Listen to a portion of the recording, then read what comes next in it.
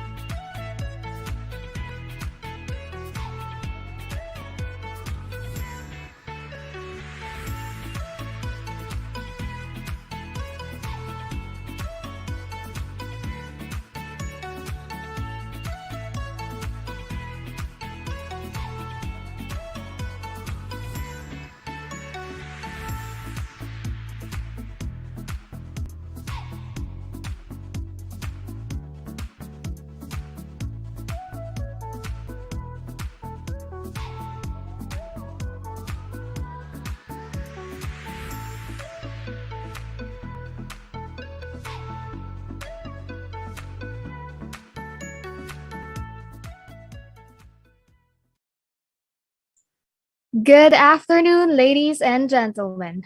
Welcome to FEU Diliman OMS's item Step Up 2021 Operation Recharge. Before we start, let us sing our Philippine national anthem to be followed by a prayer.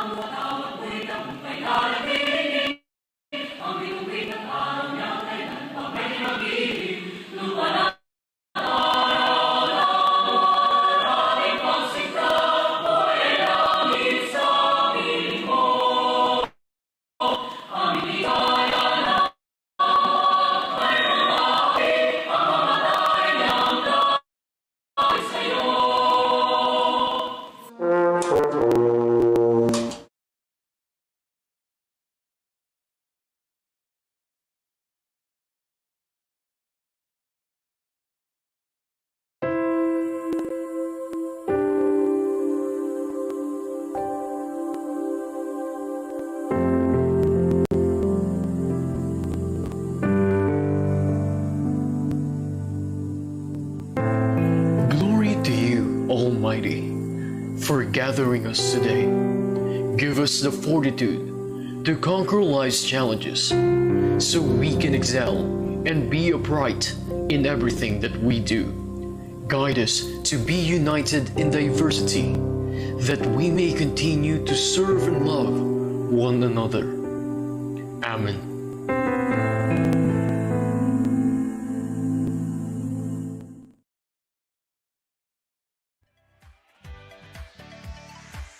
Before we officially start, may we remind you with our event house rules. Set yourself in a comfortable place with a smooth internet connection. Always mute your microphone and open your camera when the host asks you to turn it on. And now, let us all welcome our hosts, Ms. Tanya Rivera and Ms. Dayata Lee.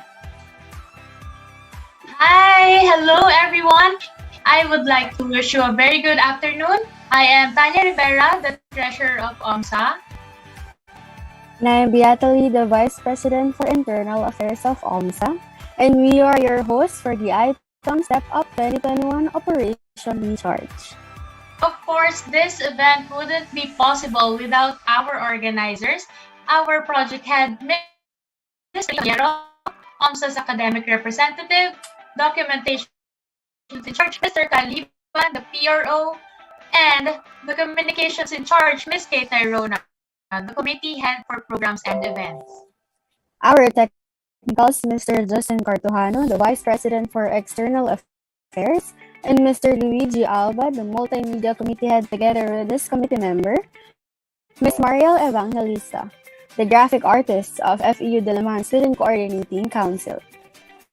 Let's also give credit to our president, Ms. Jamila Villayal, and to our advisor, Mr. Jose Barcela Jr. Alright, there you have it. Thank you so much for making this event into reality. Hoping it would be a success, right, Bea? Yes, Tanya, I'm so excited to start this event because you invited two special guests to orient us and give us some career opportunities, of course, in our field, which is operations and service management. Wow, mukhang exciting ang mangyayari today. Marami tayong matututunan. Okay, shall we start now with our program? Yes, so to formally welcome all of you, let us start our program with the Program Director of Department of Accounts and Business in FEU Diliman, Mr. Alan Joseph Bacos, to give us an opening message. Let us give him a positive reaction.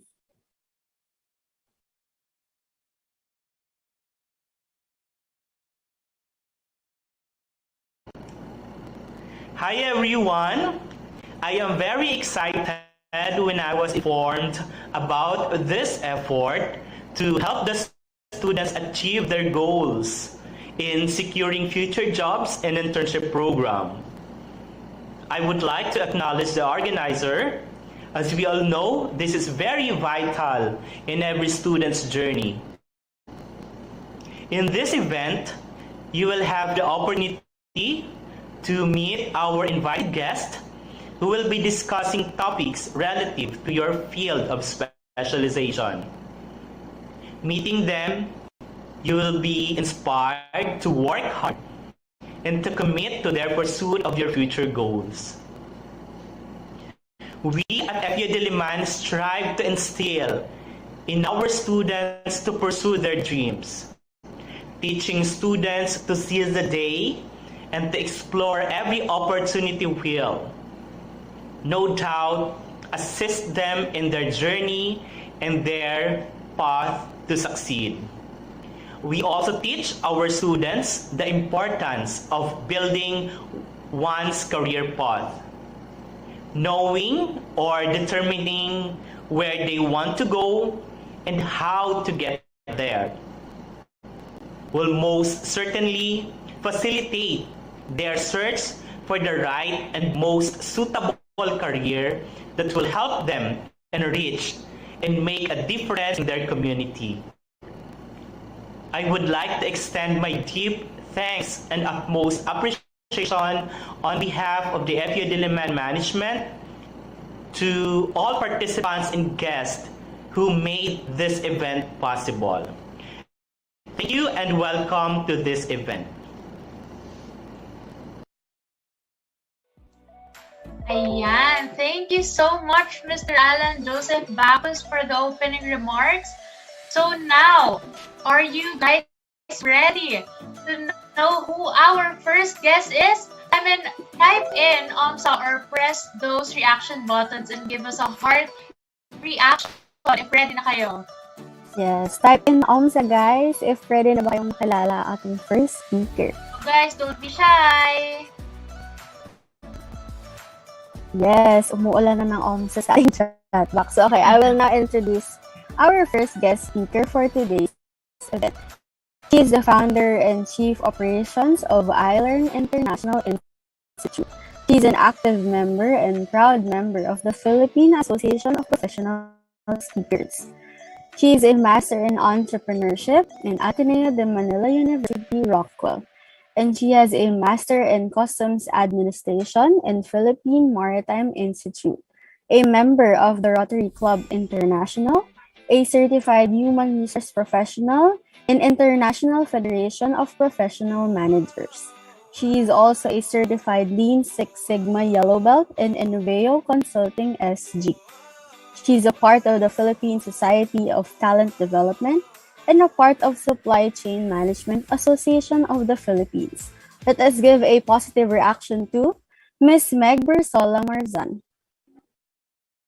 Hi everyone, good afternoon. I'm very happy to be here with all of you.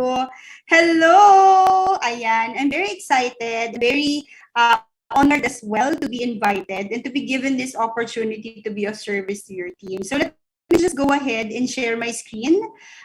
Do I have permission already to share my screen? I think so, yeah. All right. Yes, po.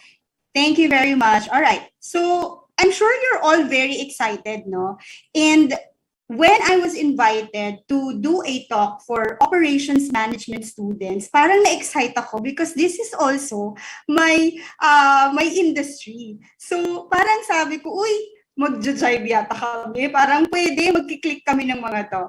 But then again, I would like to again remind everyone that start pa lang ng journey ninyo, di ba? Start pa lang yan. And it's very important that we continue our learning. Even tayo ay may mga career na.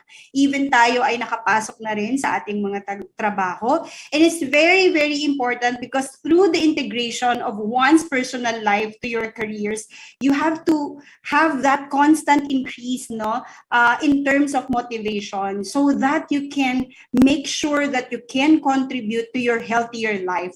And to do so, no, it's very important as well to do a self-discovery or assessment, no, in order for you to determine yung differences ninyo or yung individuality ninyo especially when it comes to your work attitude and your values, which can play a different role, no, in terms of your work productivity.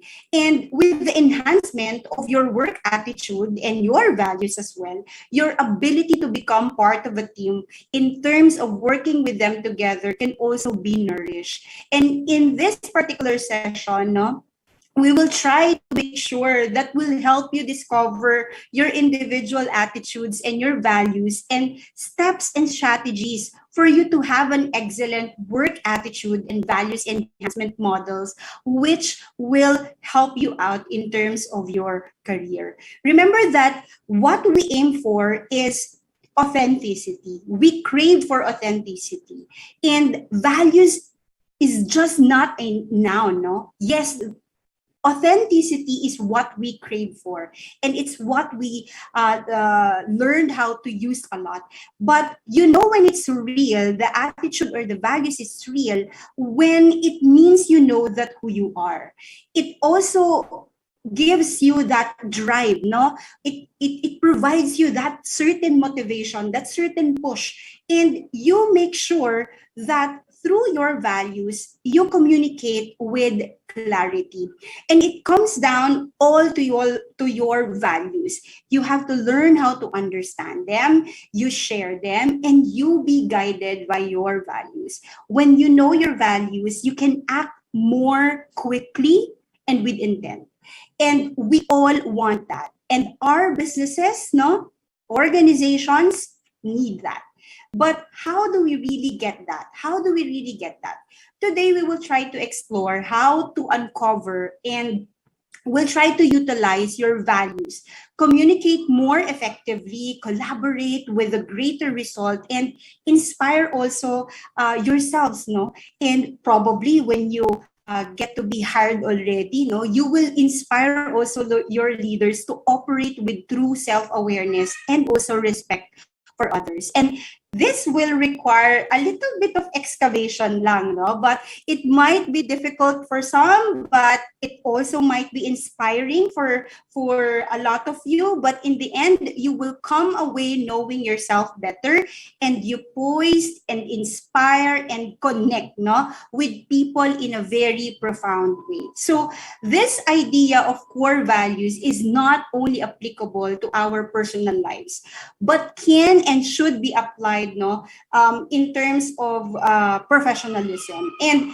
did you know studies have shown that positive culture po is a vital aspect, no, of running a business, and more than 50% of executives say that corporate culture influences the productivity, the creativity, the profitability, the value and the growth rates of a certain organization. And as defined by a recent, no, LinkedIn article, core values are what really support, no, the vision and shape the culture and reflect what a company values. And values are the essence of the company's identity, the principles, the beliefs, or yung tinatawag nga po natin na philosophy of values. And you have to learn how to identify your core values and ensure that they are weaved, no,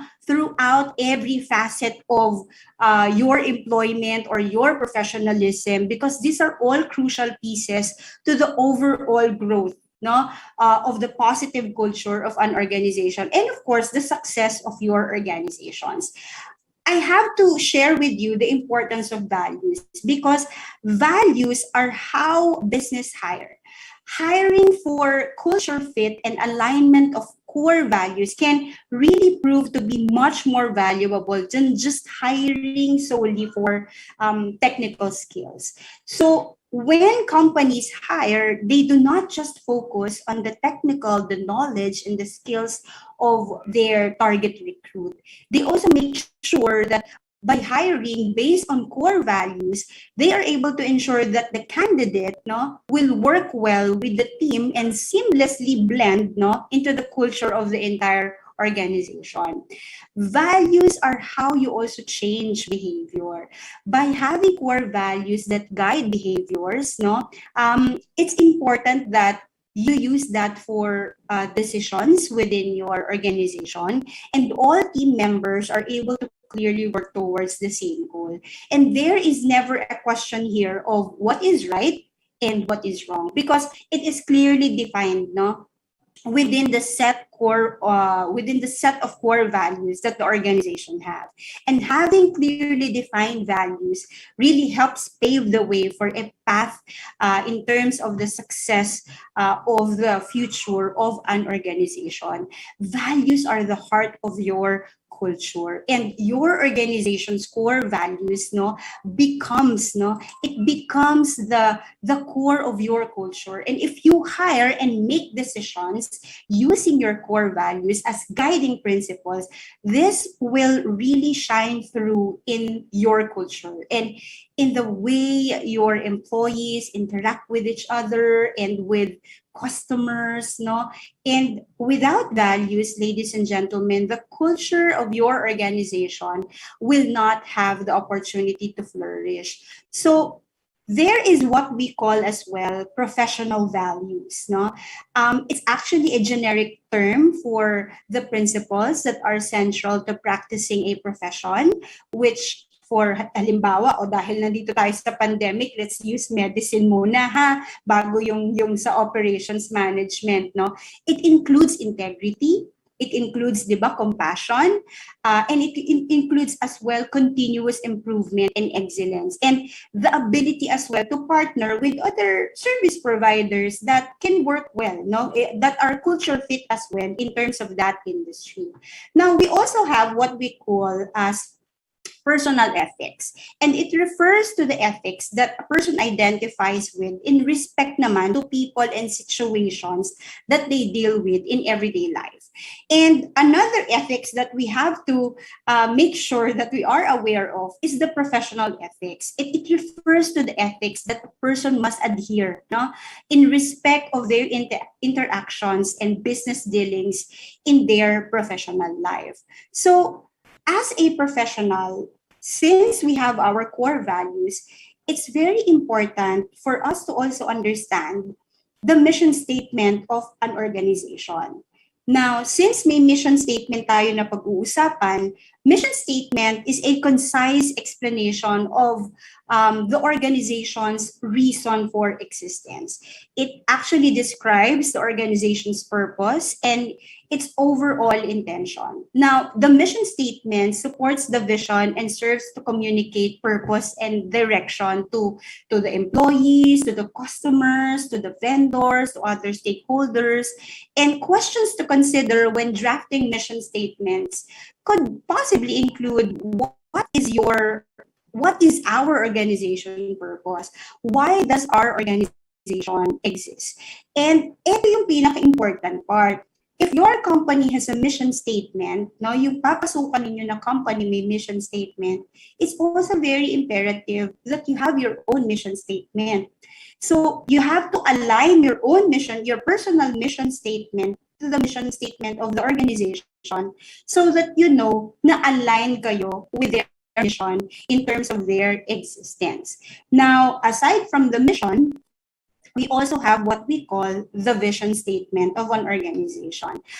It looks forward and creates the mental image of the ideal state of that of the organization where they wish to achieve, and it is inspirational and aspirational and should, you know, always challenge the employees, no. And possible questions that you can consider, no, in terms of your vision statements. What problems are we seeking to solve?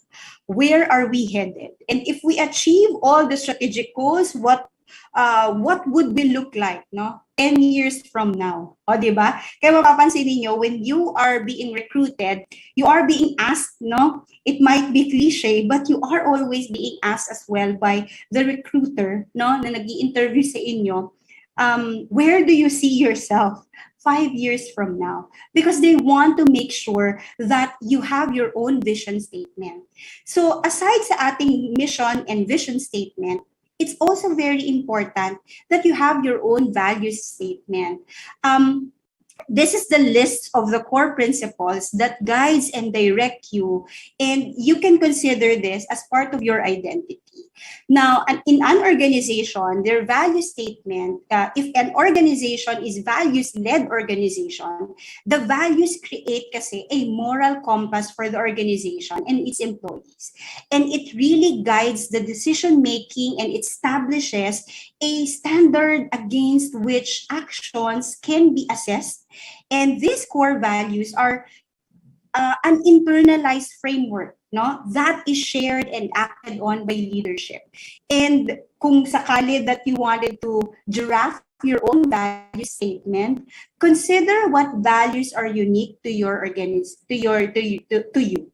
What values should guide you in terms of joining an organization or the operation of your company? What conduct, no, should you uphold when you join this organization? You align your values with the value statement of the organization. So in conjunction with a value statement, no, we also have a code of ethics, and it puts those values into practice. It outlines the procedures in place to ensure the organization's values are upheld, and questions of what are common ethical issues in our industries are. Ano nga ba yung mga common ethical issues na meron tayo? And what should someone do if he or she, no, sees a violation of the values? Now, management cannot create a new value statement or ethics code and expect no immediate change. But for some organization to have an effective value statement, it must fully embrace also the values and ethics at all levels of the company. And they have to use them daily to guide its attitudes, its actions, and in terms of their decision making. Now, a values-based organization, no, is a culture shaped by a clear set of ground rules, establishing a foundation and guiding principles for which, no, the decision making and actions and a sense of community is built. And in a values-driven culture, no, employees find alignment between their personal values and, of course, the organization's values, creating a more defined and more motivated workforce. And management and leadership set examples for their organizations, and they live the values that they preach. They walk their talk. Strongly held value systems rarely they change, but they remain flexible so that they can handle changes in strategy or outside the influences of their competition, syempre for economy. And a strongly held values-based culture or purpose will actually remain more stable over time, that is characterized by your individual productivity and your employee or your commitment to your organization. And this is where we separate, ladies and gentlemen, professionals from non-professionals. And did you know that according to Gallup, according to Gallup study, 85% of an individual's success rate comes from their values. And values are part of your soft skills. So hindi lang tayo nakafocus on the knowledge and the skill set, but if you look at it, it's only 15%. 15% factor, in terms of your success. 15%, the technical knowledge, the skills that you have, if your values is not fit with the organizations that you wanted to belong to, there is a huge chance that you will have a hard time succeeding as well. So very crucial that you also develop your soft skills, your values. What employee values are employees looking for? And this is what I really want to share with you. Employers are looking for qualities in their new hires that are never listed in a job ad. No, you will never see that. They want to meet people who are self-directed and responsible, and you will bring out those qualities through your answers to the job interview questions, and also, of course, through the questions you ask during your interview. The stories you tell on a job interview will bring out your sterling qualities too. And you don't have to talk about your best traits. They will shine through if you let them. No? So the first values that employers look for in an employee is that they understand their own path. You have a path that you've followed since you were born. Especially if tinanong kayo, can you tell your story in such a way that you make it clear how you followed an interest or passion of yours to get to the place you stand in right now? And can you talk about your path going forward? So employers want someone who know what they want in their career. Employers look for self-directed new hires, and here's what that means. They want people who know what they want and are willing to work for it. I met a new graduate, no, who told me that I'm interested in starting my own company someday, but I expect that. Sabi niya sa akin, I expect that to happen some years from now. And in the meantime, I just want to learn more about your business. And I hope that this particular organization of yours can help me achieve that. So, tanong pa niya sa akin during that interview, okay lang po ba na sabihin ko yon? Well, I answered yes, you can. And the right managers will appreciate that about you. You have a better reason to pay close attention, no? Pay close attention to whatever business you're working in than a person who has no goals and just, took the job just to get a paycheck. That's the sad part, no? And great managers want to hire people with goals like you. If you are asked, if you can point to successes at work or elsewhere, can you share a story about your successes? What stories from your past that spring into mind? You've got to be able to talk about your successes, and you don't have to have complete. You don't have to compete, in a certain Olympics or climb Mount Everest.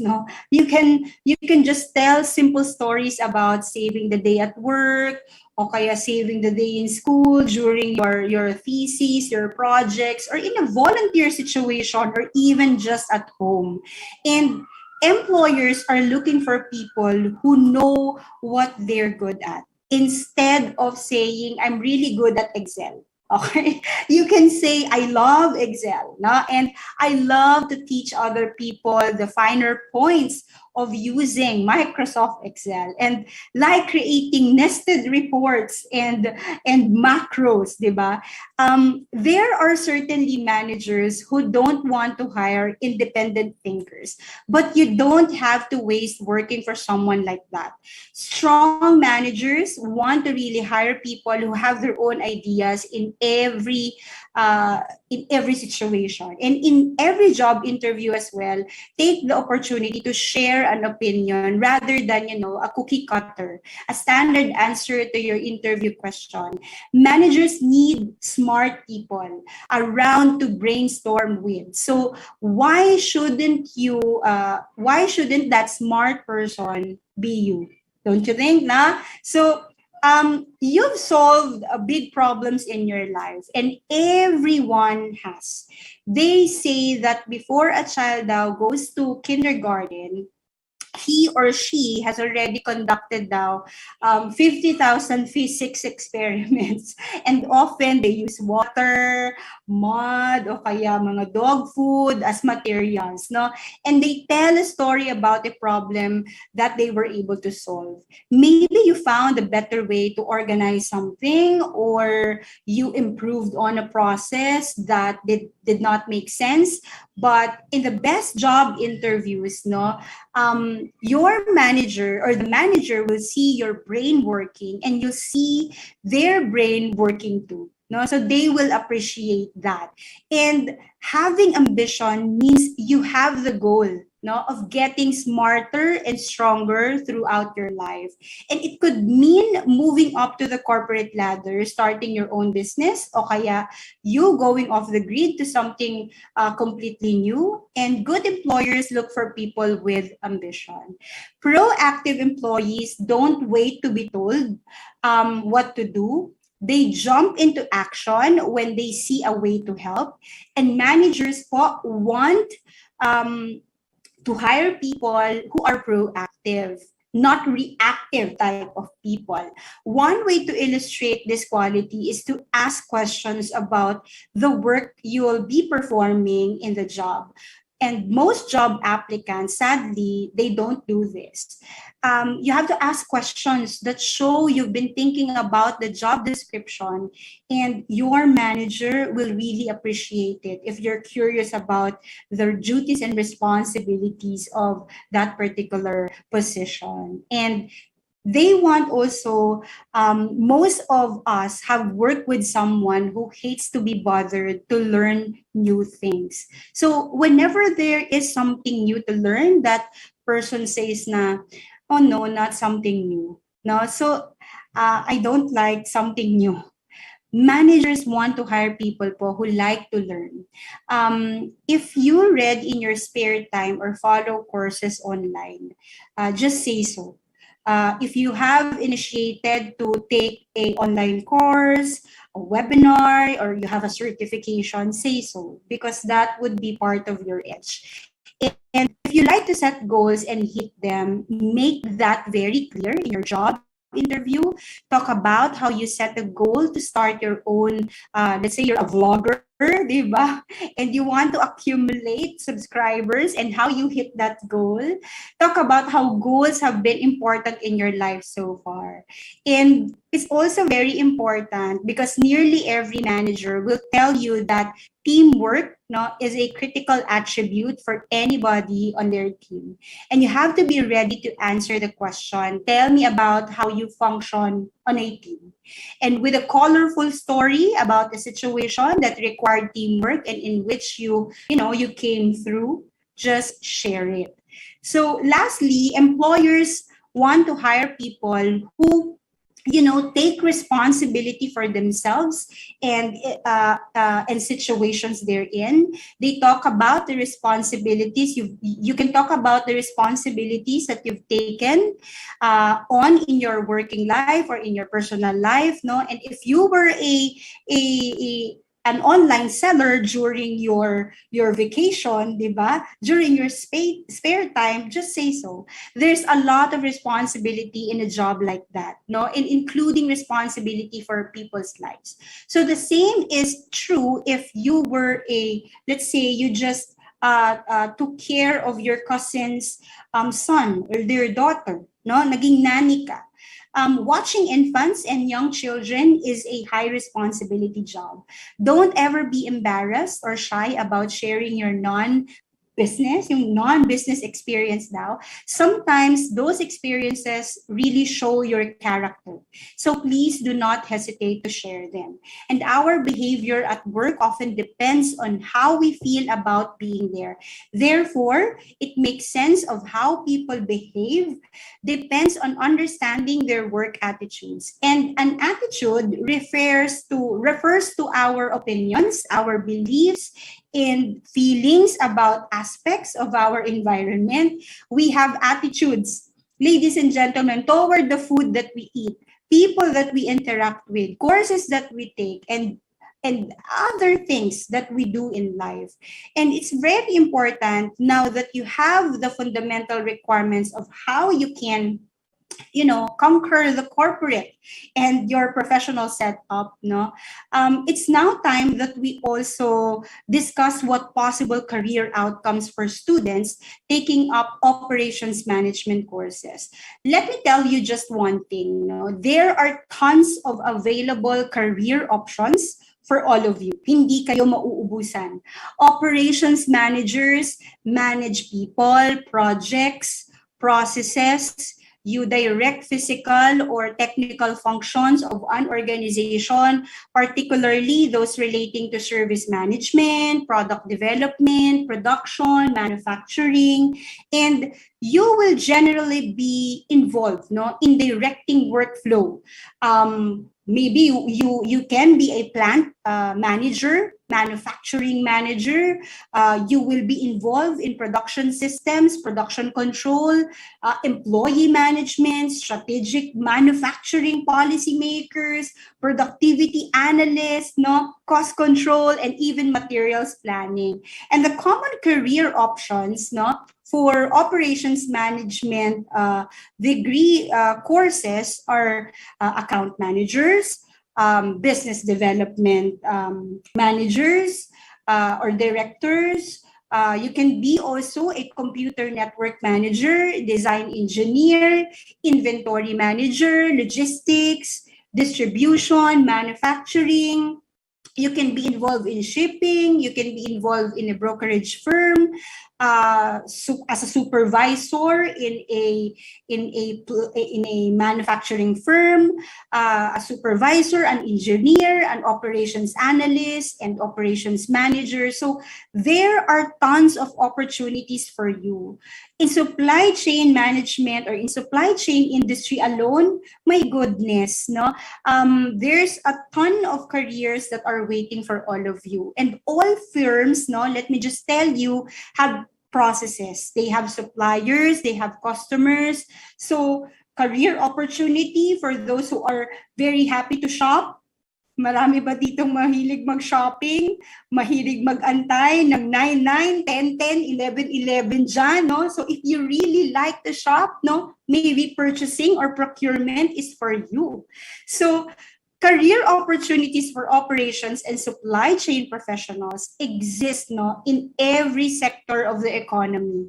And services firms in areas such as, healthcare, information technology, events, hospitality management, hotels, restaurants, no, coordination is a must. So just as much as producers of cars or home appliances, you are needed. There are also opportunities with local or national government positions, nonprofit organizations. You can be consultants and specialists in terms of documentations that will handle operations and supply chain work outsourced, maybe by other companies from other firms. And it's necessary to also build the skills that you need in terms of all of this position. And what are those skills that you need to be successful in the operations management field? So I don't think I think it's already too late. No, wala na kayong choice. You are already, you really want to become part of the operations management industry. Diba? Tama ba ako? And your primary duty now will have to manage a team of people probably and implement the correct practices and processes across the organization. So these are some skills that you really want to make sure na available sa'yo. There are numerous tasks that you will be expected to carry out. So you must have the right skill set and knowledge to help the business grow. That's very important. And to help make your mind up, some of these key attributes you need to succeed in operations management. The first important part is the planning part. Regardless of what task you have been set, no, an operations manager in operations, no, you need to possess an excellent planning skills. You have to learn how to arrange all your skills and projects according to what needs to be finished throughout the day. And it can help you keep on track with your workload. So planning is very important. Sabi nga nila, if you fail to plan, you plan to fail, diba? So another very important skill, the ability to delegate. In operations, operations management cannot complete everything by themselves. So you will need to master the art of delegation. When working on a project or a task, you will need to work with your team and you have to decide who is fit for which role. It's also very important that you really know how to communicate, whether you're engaging your team, your managers, your clients. Operations professionals, no, must know how to communicate effectively. And of course, syempre given na may knowledge tayo. While knowledge isn't technically categorized as an operation skill, no, it's a crucial part of success. And operation managers need to learn the daily processes of the company and any other aspect which can really help them, communicate effectively and to delegate kung necessary siya. For operations managers to thrive in their position, they need to understand the importance of time management. And there will be various deadlines that you must adhere to. I think ngayon pa lang naman sa school, di ba, we also manage our deadlines. So reporting to your team of supervisors or managers with realistic timeframes is very essential. The last thing you want is to miss deadlines, as you may, lose customers, which can be, severely damaging to the future of your business. It's also very crucial that you learn to take on responsibility. Leadership is also very an important skill that you must adopt in terms of your career.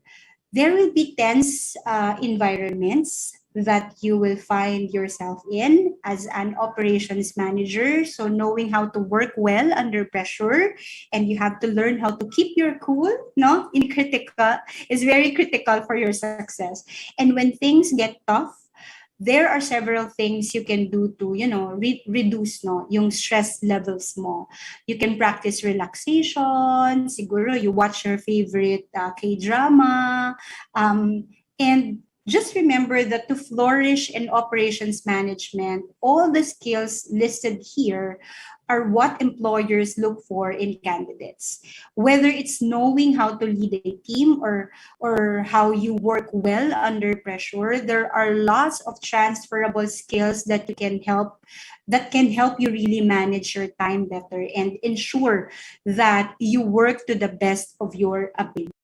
So hindi lang tayo skilled, intelligent, hindi lang tayo adept in terms of our knowledge, but we also have to be emotionally ready when it comes to handling responsibilities. And work attitudes are feelings that are the feelings we have toward different aspects of the work environment. And job satisfaction, organizational commitment are also two key attributes that are, the most relevant, important outcomes in terms of our careers. And attitudes po, ladies and gentlemen, can create an intention to behave in a certain way and predict actual behavior under certain conditions. And people develop positive work attitudes as a result of their personality. Fit with their environment, stress levels they experience, relationships that they develop, it all contributes to the interpersonal relationship that we build with other people as well. Now, when people have more positive attitude, they may have the inclination to perform better. They display positive behaviors, and they are more engaged in an office, and they are less likely to quit their jobs within a short period of time. And when workplace attitudes are more positive, companies really benefit in the form of higher safety and better customer service. And syempre, given na din po yun na there will be higher company performance. I just like to share with you that it's very important that you practice positive thinking, because you are what you think. It all starts here. How you think is how you feel, and how you feel is how you behave. So if here pa lang negative na, then what you feel is also negative, and then the negativity, lahat yan, mai-invite mo yan sa lahat ng makakasalamuha mo.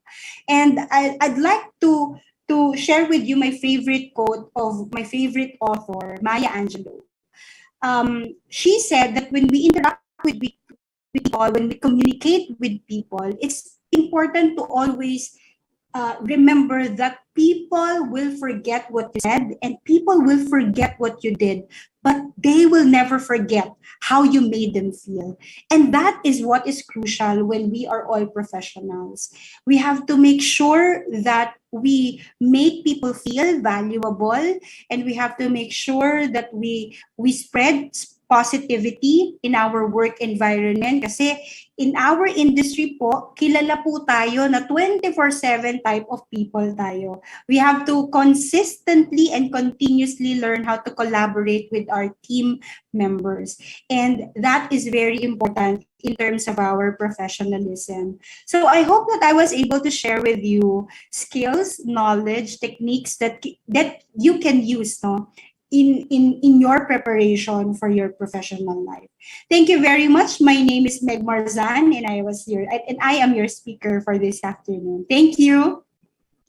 Wow, thank you for that, Miss Meg Marzan. I actually admire how you talk to the students like us. It's like you prepare us on what life would be after graduation, and yeah, and I like also that you share your experiences back then, things like that. And what I learned is just to be true to yourself, communicate effectively, and always be aware of the deadlines. And I think joining in an organization like this, like OMSA, can also help us with the skills like the time management, working under pressure, and improving attitudes. Like, I think it's a training for us before applying for work.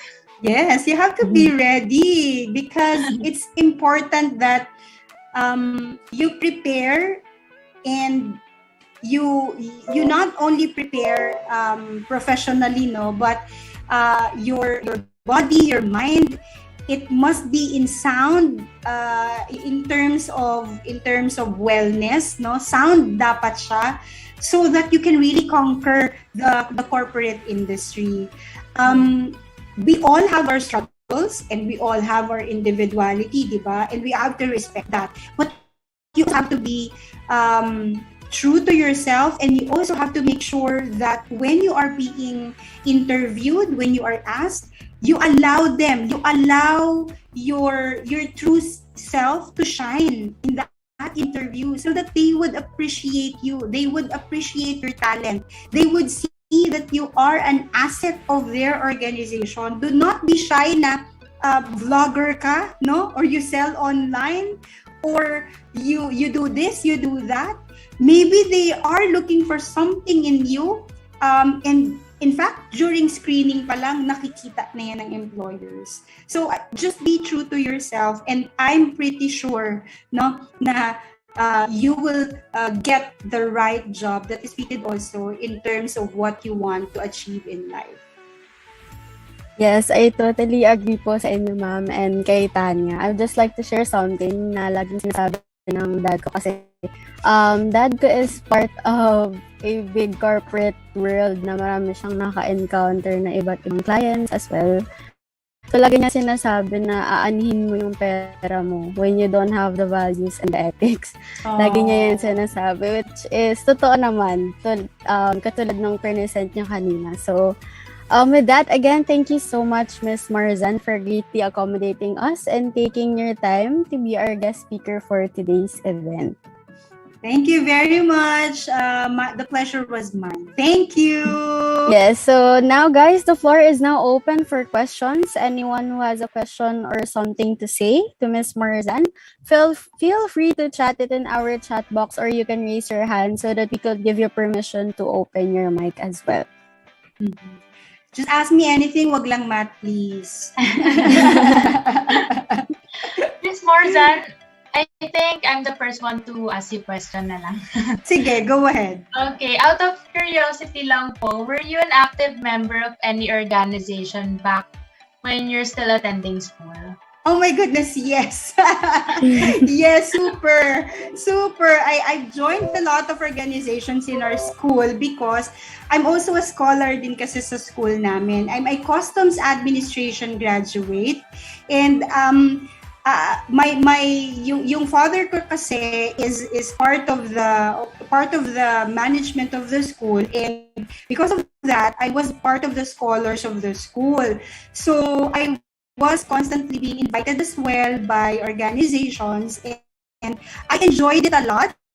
I just dun ko natutunan na mag-time management, because imagine you're still studying and you carry responsibilities na din, di ba? So dun ko siya natutunan, and I commend all of you here because you have organized a very great event for your schoolmates, di ba? Sa mga batchmates ninyo. And before walang ganitong klase ng events, and at least during my time, speaking lang in my experience, no, we also organize mga events before, but not like this, diba? Ngayon there are a lot of opportunities na for students like yourselves, no?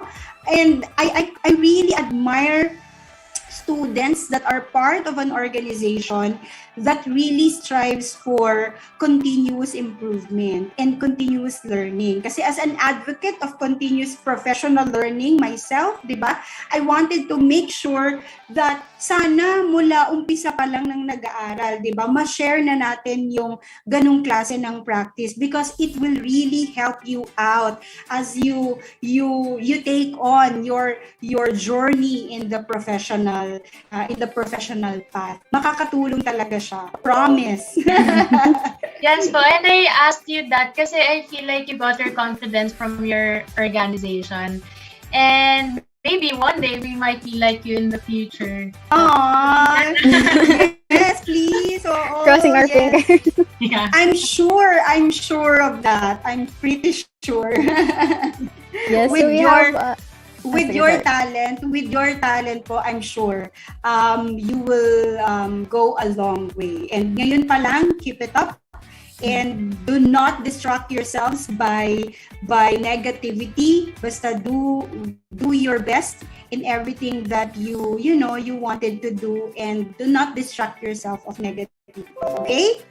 Wow. Yes, we have one question here from our participant. Sorry. Okay. This is from Charm Guevara.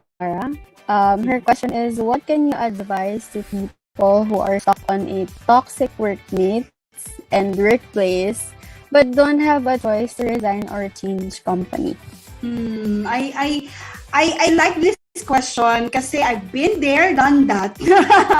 Diba? But it's very important that when you are in a toxic environment, no, if it affects your performance, you have to address it. Probably you can address it to your supervisor, to your manager, no. If you feel that your performance is being affected by anyone because of their negativity, you have to address it.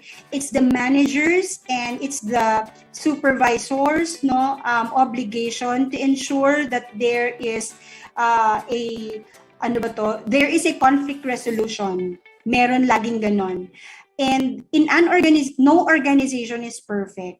Remember that in an organization, meron na tayong diversity in generations, because sa isang organization, you have boomers, you have Gen X, Gen Z, no, and then may mga millennials, no. So aside dun sa diversity nung generations inside an organization, meron din tayong diversity in personality. So it's very crucial that we understand the personality of the people that we work with.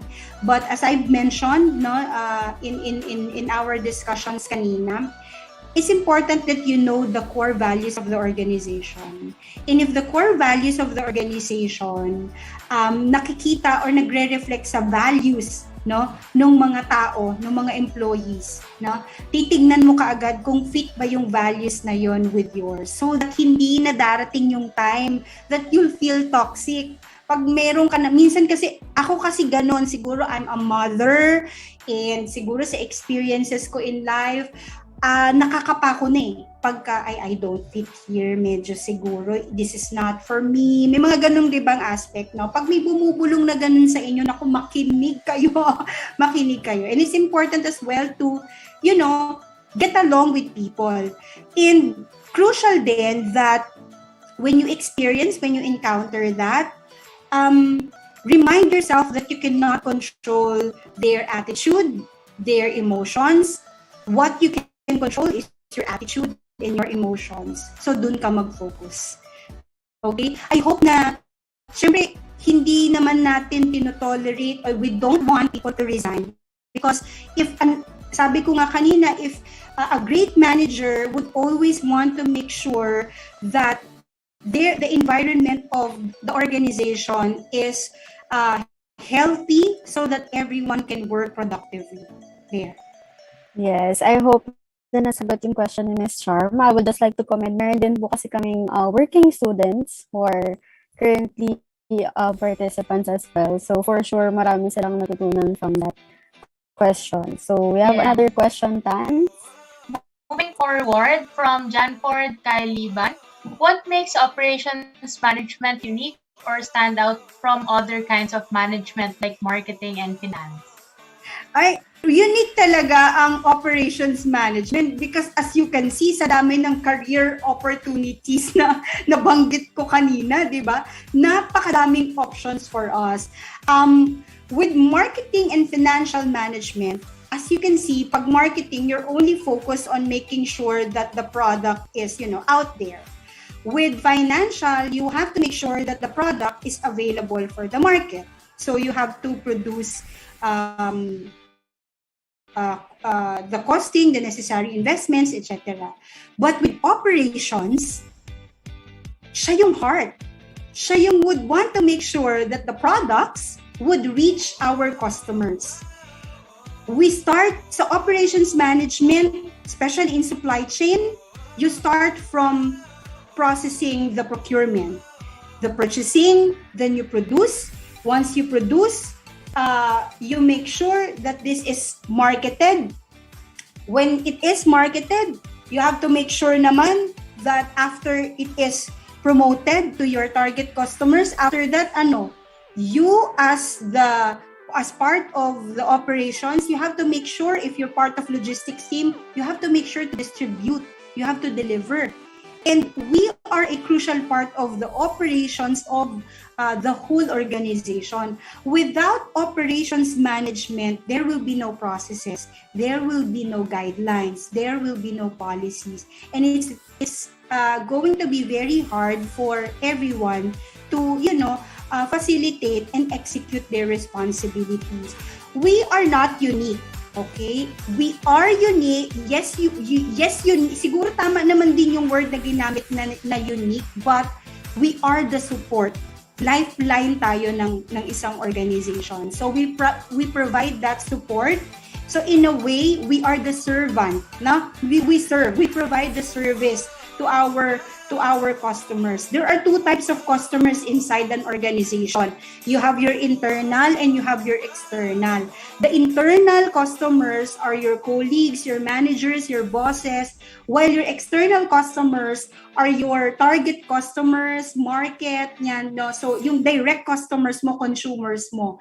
And kung ang external customer mo, you have to ensure that they are also satisfied with your products and services. Hindi pwedeng hindi satisfied ang internal customer mo. Your internal customers will help you to ensure that you achieve the mission and vision of your organization. I hope I was able to satisfy the question. Actually, ma'am, there's a lot of people asking questions privately. I think they tried to put it on the chat box. Okay, anyway. From Ma'am Jerlene Caballero. Hello, Ms. Marzan. Good afternoon po. Asking po kung ano po may ma-advise nyo sa mga fourth-year students kung ano po dapat i-ready namin kapag mag-i-interview na po sa work. Okay. First of all, when you are, syempre pag fourth year ka, excited ka na, di ba? Gusto mo na mag-graduate kasi gusto mo na mag-ready to prepare your resumes for interview. Ngayon pa lang, I suggest that you visit or create your LinkedIn profile. Okay? Because ang mga employers right now, they also visit your social media accounts. They also make sure that you are professional enough and fit para dun sa position that you are applying for. So what do you need to prepare during your interview? So make sure that your profile are professional. Kung may LinkedIn profile ka, maganda ngayon pa lang, i-prepare mo na siya. And make sure that your profile picture is only showing your beautiful or your awesome faces. Ikaw lang, do not confuse them with may group picture ka sa LinkedIn, no? Hindi dapat ganon. Your LinkedIn profile should be focusing on you because you are trying to showcase LinkedIn yung credentials mo as a professional. Second is you have to prepare your outfit. Okay? Because in a job interview, importante that they see professionalism when you arrive during the interview. And please arrive on time. Okay? Arrive on time. And make sure that a day before your interview, i-Google Map mo na. Okay? I-Google Map mo na. The employer's obligation is to provide you their complete address. Pero syempre, they wanted to see din kasi if you will do your own research, no? Diba? You will also initiate na hindi mo sila iniistorbo kapag pagpapunta ka na sa kanila. Diba? That's very crucial as well. Ano pa? Please prepare during an interview, no? As much as possible, read through your resume, prepare what you need to answer, and there are lots of interview guide questions that you can also explore. Kung may LinkedIn account kayo, please explore kasi you will learn a lot of ways on how to ace your job interview. Thank you. I hope I was able to satisfy your question.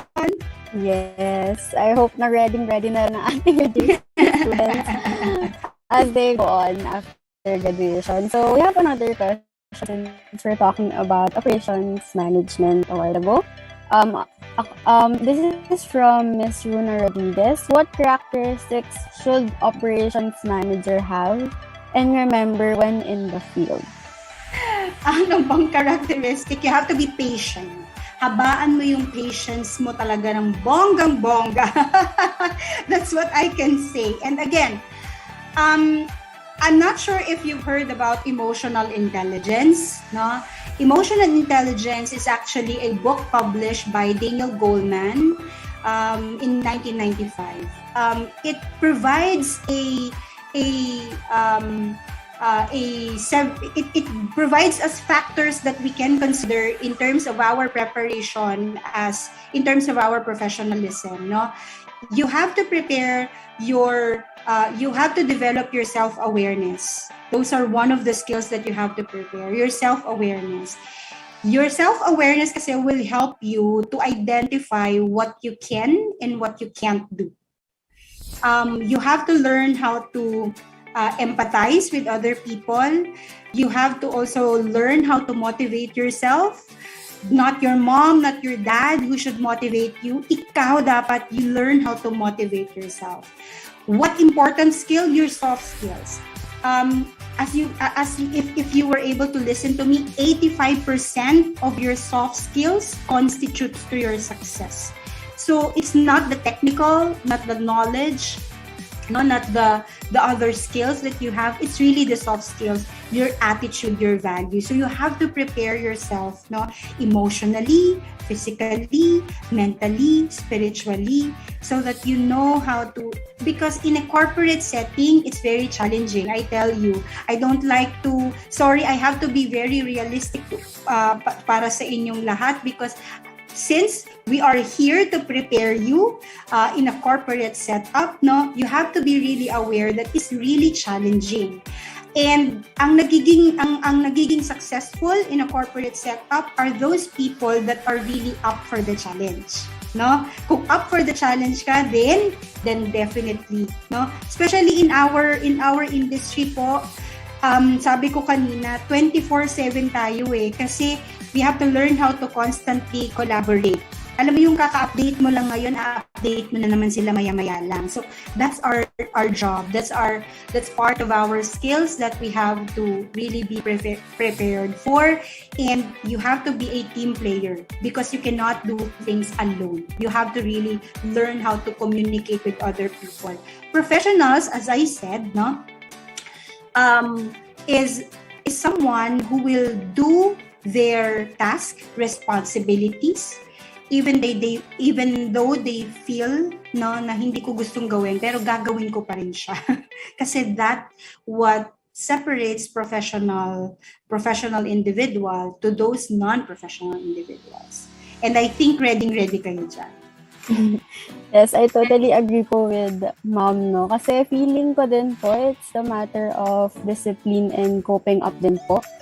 Lalo na this pandemic, since nag-online class kami, matinding pag-adjust din po talaga. Yeah. Feeling ko din po dahil din po doon. And discipline na din po sa sarili. Yeah. Oy, can I just add up, it's very important that, sabi niya kasi, di ba, ano yung skill na pwede niyang paghandaan, no? Resilience, no? Your ability to, that just what you said, no? To cope up in any challenges. Kahit nadapa ka ng ilang beses. Sa corporate setting, it's okay to make mistakes, no? Ito lang kasing napapansin ko na akala nila you are not allowed to make mistakes. Yes, you are allowed to make mistakes because tao tayo. But the thing is, you have to focus not on the mistake, but on the lesson na nakuha natin from that mistake.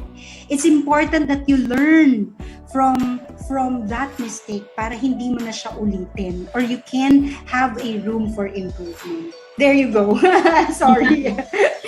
Yes, I think we have more questions. Ay, sige, go lang, Tan. Okay, can I just add, ma'am? I think me and Bea and the other organizers can relate about the update part sa sinabi nyo.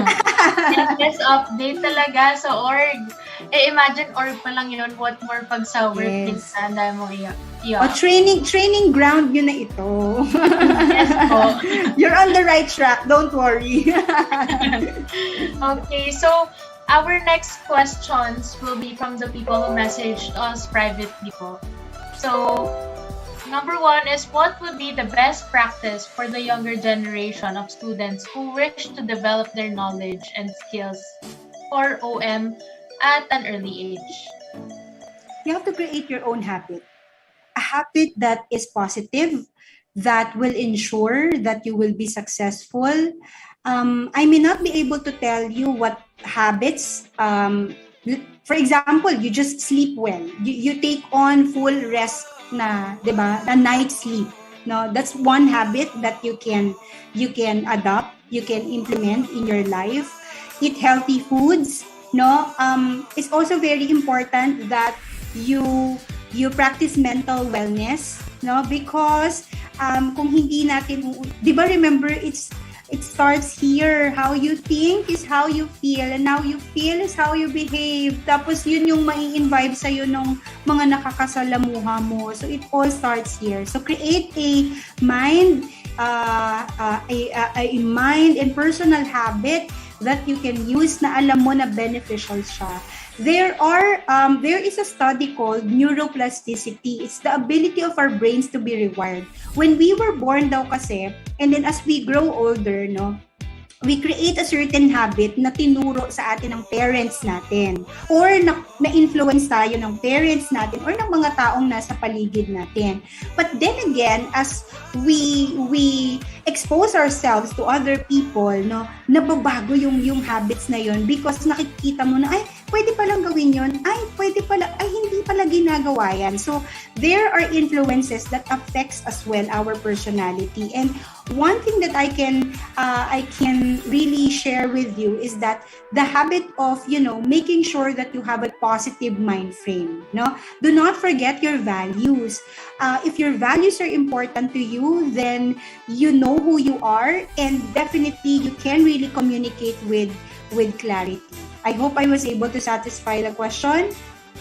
Yes. I just want to add something po na feeling ko din po it's about the routine as well. Kasi meron po akong younger sister, 6 years younger po sa akin. And before, nung nag-start yung online class nila, meron po siyang habit na hindi siya talaga tumitigil gumawa ng requirements. Parang until midnight, gumagawa siya ganun. Pero since naturuan namin siya na to have a break, yun, na-ano din niya, na-adapt din niya na magpapahinga siya pagdating ng dinner time, gano'n. Like, magbabond kami kami lang with the family. Yun lang po. No, it's important, no? Napansin mo, may support ka, no? May support ka. It's also a good habit. Yung, if you feel that you're stressed out already, find something or find an activity where you can release that, the stress. No, pwede namang ganun yun eh. Remember na you have to really take care of yourself as well before you focus on taking care of other people. No? So that's very important as well. And in an organization, napaka-crucial niyan. Yes. I think we have more questions, Stans. Yes. The next one would be, what do you think is the most important skill to have after I think you answered it already. Okay. The next one is, how do we ensure efficiency of all the workers under our supervision? Okay. So when we talk about, thank you for the question. When we talk about efficiency, it boils down to you focusing on quality. Okay? Most of the time you hear the word effectivity. Effectivity only focus on the volume of work. But with efficiency, you focus on the quality of work. It's not how many you were able to finish in terms of your work. It's how correct you finish your work.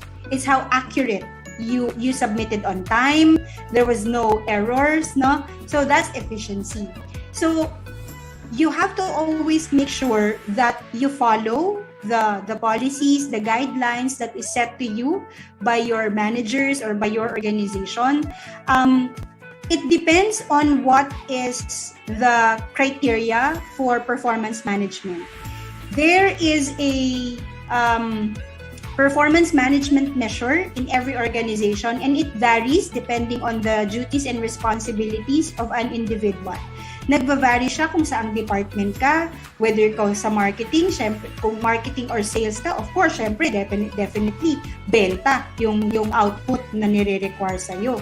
But if you are in logistics, in operations, of course, ang tina-target sa inyo is accuracy, efficiency. So, when we talk about efficiency, it all boils down to quality. So, your target is, in terms of quality, you perform well, you perform accurately, you submit on time, you follow the rules, you follow the guidelines. If you feel that the rules are not aligned with other policies, then you also address that. You correct that. There should always be continuous improvement, or yung tinatawag nating Kaizen, in terms of how we develop processes in our organization. So there. Yeah, thank you so much, Ms. Marzan. I think we are down to our last question. So, in your opinion, what is the effect of this pandemic with the ethics and values of employees, managers, or business owners nowadays here in the Philippines? There are a lot of, effect, positive, negative. Also a lot of silver linings during this pandemic, as you can see or as you hear from the news. If you scroll your social media, you see a lot of businesses closing, but there are a lot of also businesses that nag-boom during this pandemic. It's all a matter of how you adapt, how you expand your reach as a business, and how you learn to adapt to the constant changes that's happening in this world. Changes is the only constant na meron tayo. If you will not learn how to adapt, then we might be ending up like fossils, diba? The dinosaurs were not able to adapt to their environment. Ayun, buto-buto na lang po sila, diba? So we have, as a business, as an individual, we have to learn how to adapt. when the pandemic happened, we were all forced, right? We were all forced to the digital platform, to the digital world. Lahat naman tayo nag-adjust. And it's a matter of yung adjustment natin, mabilis ba o mabagal. It's also very important that you recognize your own pacing. No? Do not compare yourselves with others. And it's also very crucial that, sabi ko nga, you learn how to adapt. Because with adaptability, you will also make sure na hindi maiiwanan yung business, yung business na meron ka, or you as an individual, as students, no? Kung hindi tayo matututong mag-adjust sa situation natin, mag-adapt sa situation natin, medyo mali-left behind tayo. So, to answer that question, adaptability is the key. Grabe yun. Lahat nasagot ni Miss Meg Marzan. Talagang kinatag ka po ng mga tanong. I know. Thank you for the question. So, I feel like I'm on a game show. Minute to win it to answer the questions. Kaya lang kasi nahihiya sila mag-chat, but okay lang. Kasi na-rely naman yung mga questions. Yes. Okay, so I think that's it. Once again, thank you so much, Miss Marzan, for answering all the questions. Now, we would like to express our gratitude to you by giving the certificate of appreciation brought to you by the organizing committee. Yes, so let me read the citation. This e-certificate of recognition is given to Miss Meg Barcela Marzan for being one of our speakers in the iTam Step Up 2021 Operation Recharge, awarded this 1st of October 2021 via Zoom video conference. Signed by Ms. 𝐒𝐭𝐞𝐩-𝐔𝐩, the President of the Student Coordinating Council of FEU Alabang, Dr. Amelia A. Cabrera, DBA Senior Director of Academic Services of FEU Institute of Technology, Ms. Mary Ann R. Jaime, the President of the Student Coordinating Council in FEU Diliman, and Mr. Daryl Lance C. Montenegro, the President of the Student Coordinating Council in FEU Institute of Technology. There you have it once again. Thank you so much, Ms. Marzan. We hope we could see you again in our future events. Yay! Thank you very much, everyone. I hope that you will have a great and blessed weekend. Thank you! Yes, thank you so much, ma'am. Thank you for the time. Thank you. Okay, guys, so before we proceed with the program, we would like to announce that you can ask questions while the speaker is talking, and we promise to answer it after the talk. Okay, now, we will first have an icebreaker para mabuhay naman ang ating mga audience, right, Bea? Yes, I think ito yung mga pinaka-inaabangan nila. Charot lang. Yes. So guys, okay, so lahat pa naman dito, no? Yes, don't forget to type in or give us those reactions if you're still here with us. Yes. Type sa guys kung nandito pa kayo, gising pa ba? Gising na? Yes, type in OMSA! Ang madami-dami. Nagpa-alarm ng ating technicals. So, ano nga ba yung game natin for today? Dance. Simple lang naman. Yung gagawin natin is guess that one random object. Ang mechanics na game is we will get 10 objects that we can find inside the house. And then we will let you guess for strictly 1 minute. Wala nang tawad, okay? 1 minute only. And we can only say yes, no, or maybe. I-comment po sa yung mga hula nyo sa comment box, and the first two who get the highest score will win. Siyempre, kapag may nakakahula ng tama, we will proceed to the next object. Yes, take note guys na i-wait nyo yung symbol na to. Sisend ko siya right now sa ating chat box. Yan. Antayin yan before guessing. Kapag tama yung sagot nyo, pero wala yung line na yan, we will not consider your answers. Okay guys? Second is we will give you only a minute to answer. So if walang nakahula, then walang points. So there will be 2 winners for today's game. And this is a via point system game. So bibilangan namin kung nakailang points kayo. And of course, the participant with the most number of points wins. So ready na ba guys? Are you guys ready? Type in OMSA para makastart na. I'm so excited. Excited. So, again, guys, aantayin niyo yung symbol na to, Isasend ko. Yan. Okay. Siyempre, magbibigay tayo ng clue, di ba, Tans? Yes, magbibigay tayo ng clue. Baka Okay, kasi ready? hindi mo sagot agad. So, our first object. Actually, hawak ko na siya. First clue. Pwede siya kausapin. So, minsan, may feedback ka na makukuha, minsan wala. Then, second, essential siya. Okay? So, lagi mo siyang kasama, lagi, kahit saan ka magpunta. Then, third, it is good for communication. Then, I fourth, think may nakasagot na. wait, nag-down ka na ng live? Oo, naglagay na ako ng Oo, ano? live.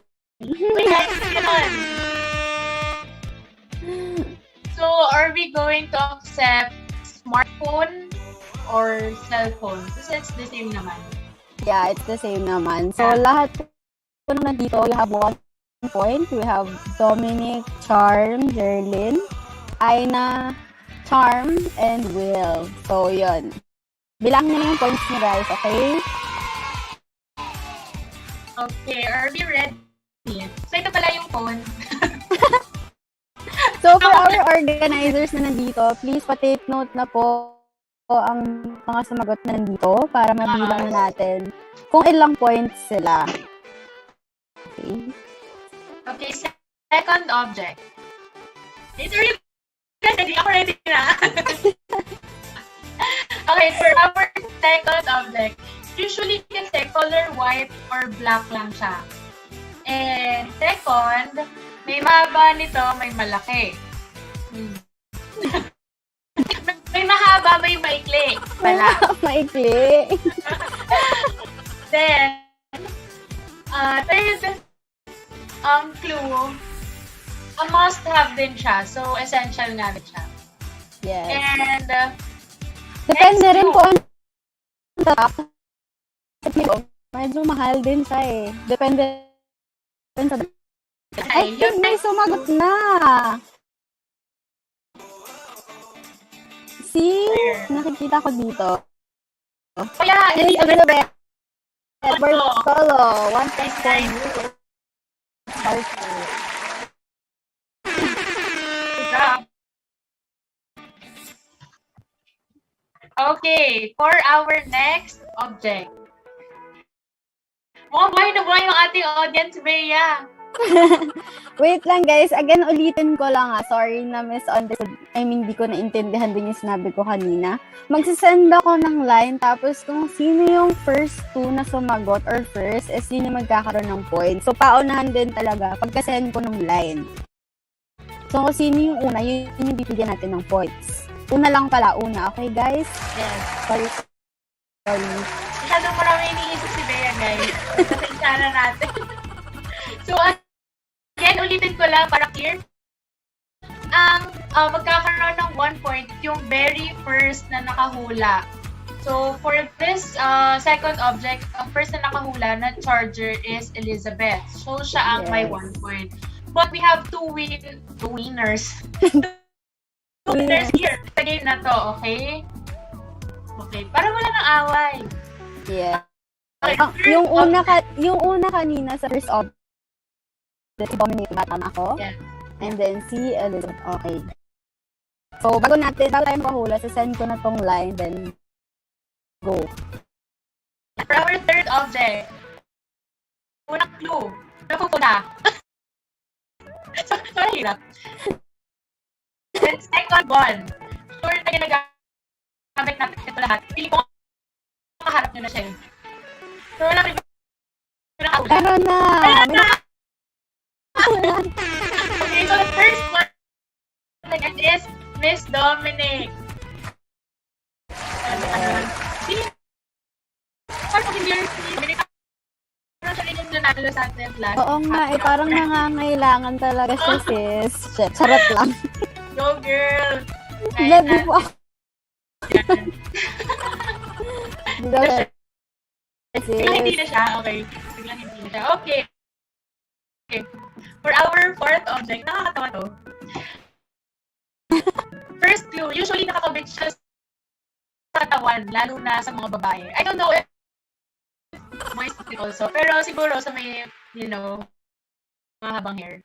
Then, second clue, colorful siya. Pero, oh my gosh. Ay, wait, wala pa yung line. Wala pa yung line. Okay. Next clue. Tiny siya, but kind of stretchable. Okay. Ay, grabe. Okay. Oh my God. Kailangan talaga. Dominic, gusto mo i-announce ko na ikaw na yung panalo.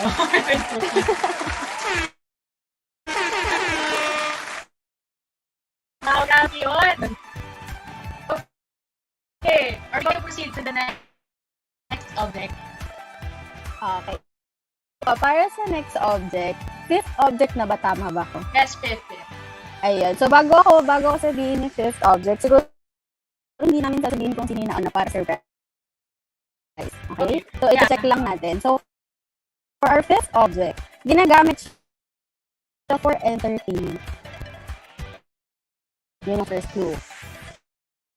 Next clue is, dito nakakarinig ng news, pwede rin music videos, or kung ano-ano man. Hula nyo na ba? Hula pa guys, hula pa. Naku, mukhang hindi na sila gumagamit na ito. Ito rin ay pwedeng malaki and pwedeng maliit. Next clue, nakatambak na sa bahay.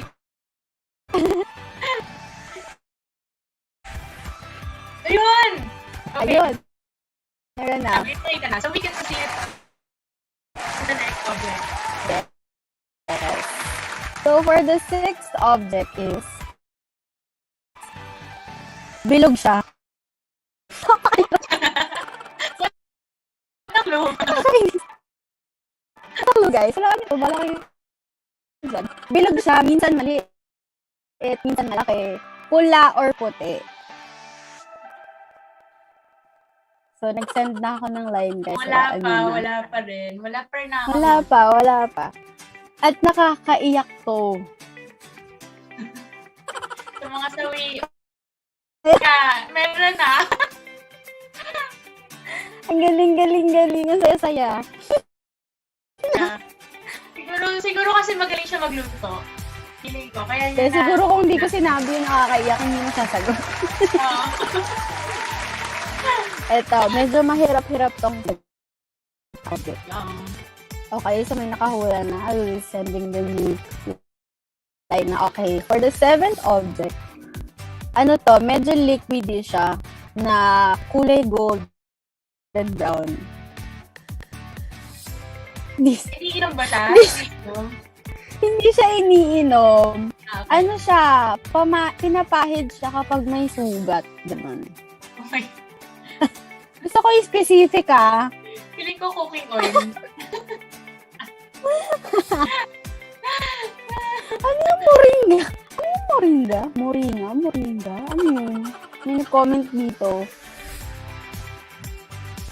I think pwede na rin kahit yung one word lang. Yeah, sino ba yung nauna? I think meron na. Yeah. Okay, let's proceed to the next object. For the next object, natatawa ako sa Natatawa ako dito sa pag-describe ng mga gamit na to. Parang hindi naman sa accurate din sa bagay. Ayan, nasend ko na rin siya. Okay. So, for our next object, minsan manipis, tama ba to? Or minsan malaki or maliit siya. It's oval and has controls to the computer screen. Napakahirap pa. Ting! Meron na. Ayun, meron na. Kailangan talaga to. Ang pabilis nyo naman, lugi yung mga mababagal yung internet or hindi keyboard warrior. Oo nga, yun ba internet nyo? Pa-share. Pa-share yung pa-XP naman niya. Yeah. Ito na, moving on na. second to the last object. Yes, so send mo na Tans yung line. Okay. And, Yan. So, for our next object, ginagamit to pamalo. For sure, lagi ito. Ay, nanay ko, ganito eh. may grabe sa pala ko. Meron na. Meron na sumagot. Ano na? Oh. ay, siguro yung mga batang 90s. Naabutan ko na niya, don't worry. Grabe naman yung tambo. Ang sakit ng pero na-experience ko din yun. Lahat ng, hindi actually ako lahat ng mahawakan eh. Hindi ka na lang kung mabigat yung mahawakan talaga. Buti nga wala sumakang kamay ng nanay. Ito pinapapaloy. Ano na, ang last na object. Send mo na yan, Tans. Okay, our last object. Hindi ko siya ginagamit eh. Hindi pa rin ako Hindi ako madalas mo ganyan. Pero, ano siya, fluffy. Tapos, next clue is soft. Then, next clue, may mahaba at saka may short size nito. Then, pwede rin siyang maliit or malaki. Tapos, ginagamit siya pampaganda.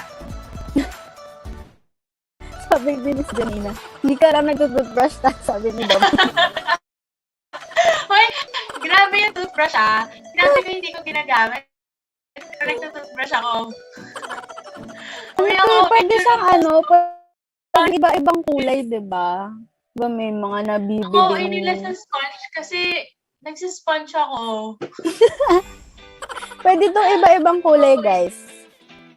Mostly ginagamit ng babae. Yan na, ang dami ng clue. Baka naman. Meron na ba? So, brush, hindi natin siya i-accept kasi pwede siyang hairbrush. Ano pa? Hula pa, guys. Hula. Specific dapat. Yung hindi ko ginagamit, guys, nag-hairbrush ako, ha? Ayan na, meron na. Okay, meron na. Okay na. Yes. Okay, sa akin na. Hindi ako mag-host. Nakaway ka nila tayo. Dahil ang saya-saya nyo, proceed na tayo sa next. Okay, finally, we are down with our first game. Take note that we will announce the winners at the end of our event. So please stay with us until the end. Okay? Hold on. May nagtay! Yes, mamaya na natin yung sabihin. Ang problema kasi ako agad ngayon eh. Okay, so for our second and last game, connected siya sa previous one natin. But, we will only have one winner. So, paunahan na lang po tayo. Yes, so yes, ang gagawin lang naman is paunahan to type sa ating chat box ang list of items na pinahulaan natin for the first game. So, don't worry guys, okay lang kahit hindi in order. Basta complete 10 na pinahulaan natin. Yeah, so ulitin ko lang, Bea, para clear lahat. Kahit hindi in order yung pagbigay ng items, i-consider pa rin natin. So, kapag kulang or may wrong spelling, sad to say, hindi natin mabibigyan ng point. Second, paunahan mag-chat ng list of items from guess that random object. At may isang winner for our last game. Tama yon?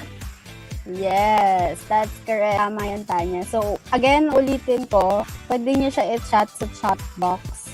I-send ko na naman tong line na to. Napakahilig ko sa line na to. Para hindi tayo magulo. Okay, guys? Okay, Dominic, huwag naman ganyan. Give mo pag-chat. Short lang ang memory ko. Burado na. Try nyo lang, guys. Try lang. Malam mo, payagan namin kayo ng 5 lang. Ganon. So, try nyo lang yung 10. Okay? Ready na ba, guys? Ready na? Na-take na ba? Tamang scroll lang sila dyan, mga sis. Para Tamang scroll lang sila dyan. Promise. clear lang din lahat. Isang enter lang sa lahat ng 10 items. Yes. Para Hindi yung cut-cut, isang message lang siya, okay? okay. Yes. So, lagay ko na yung lines. Ay, bongga. Ayaw magpatalo. I think, gusto mo i-check isa-isa? You can check na. Check muna natin, okay? Okay, so, Sino una? Eric Marco, the Tulan. His answer is cellphone, check. Makeup brush, check. Chinelas, check. Sibuyas, mouse, charger, check. Okay lang po ang mali. And radio. Wala tayong radio and oil.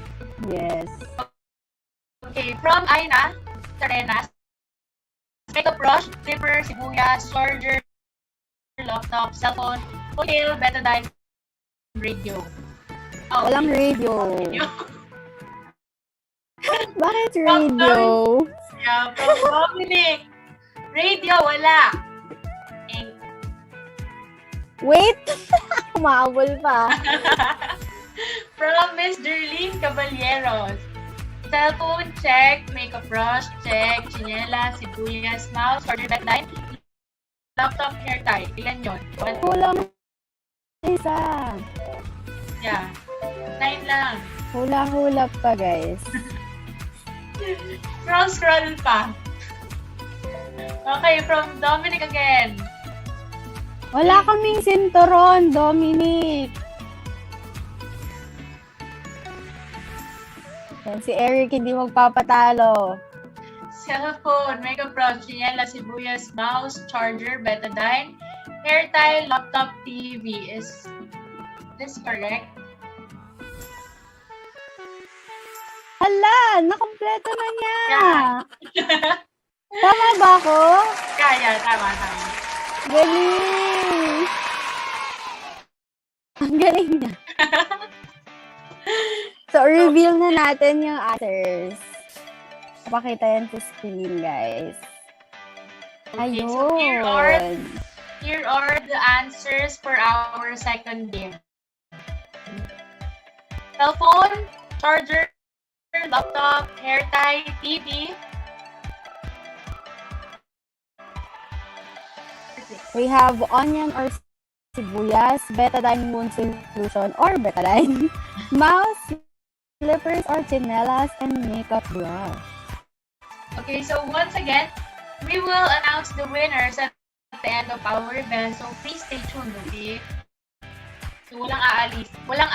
So I Walang think, aalis. yes.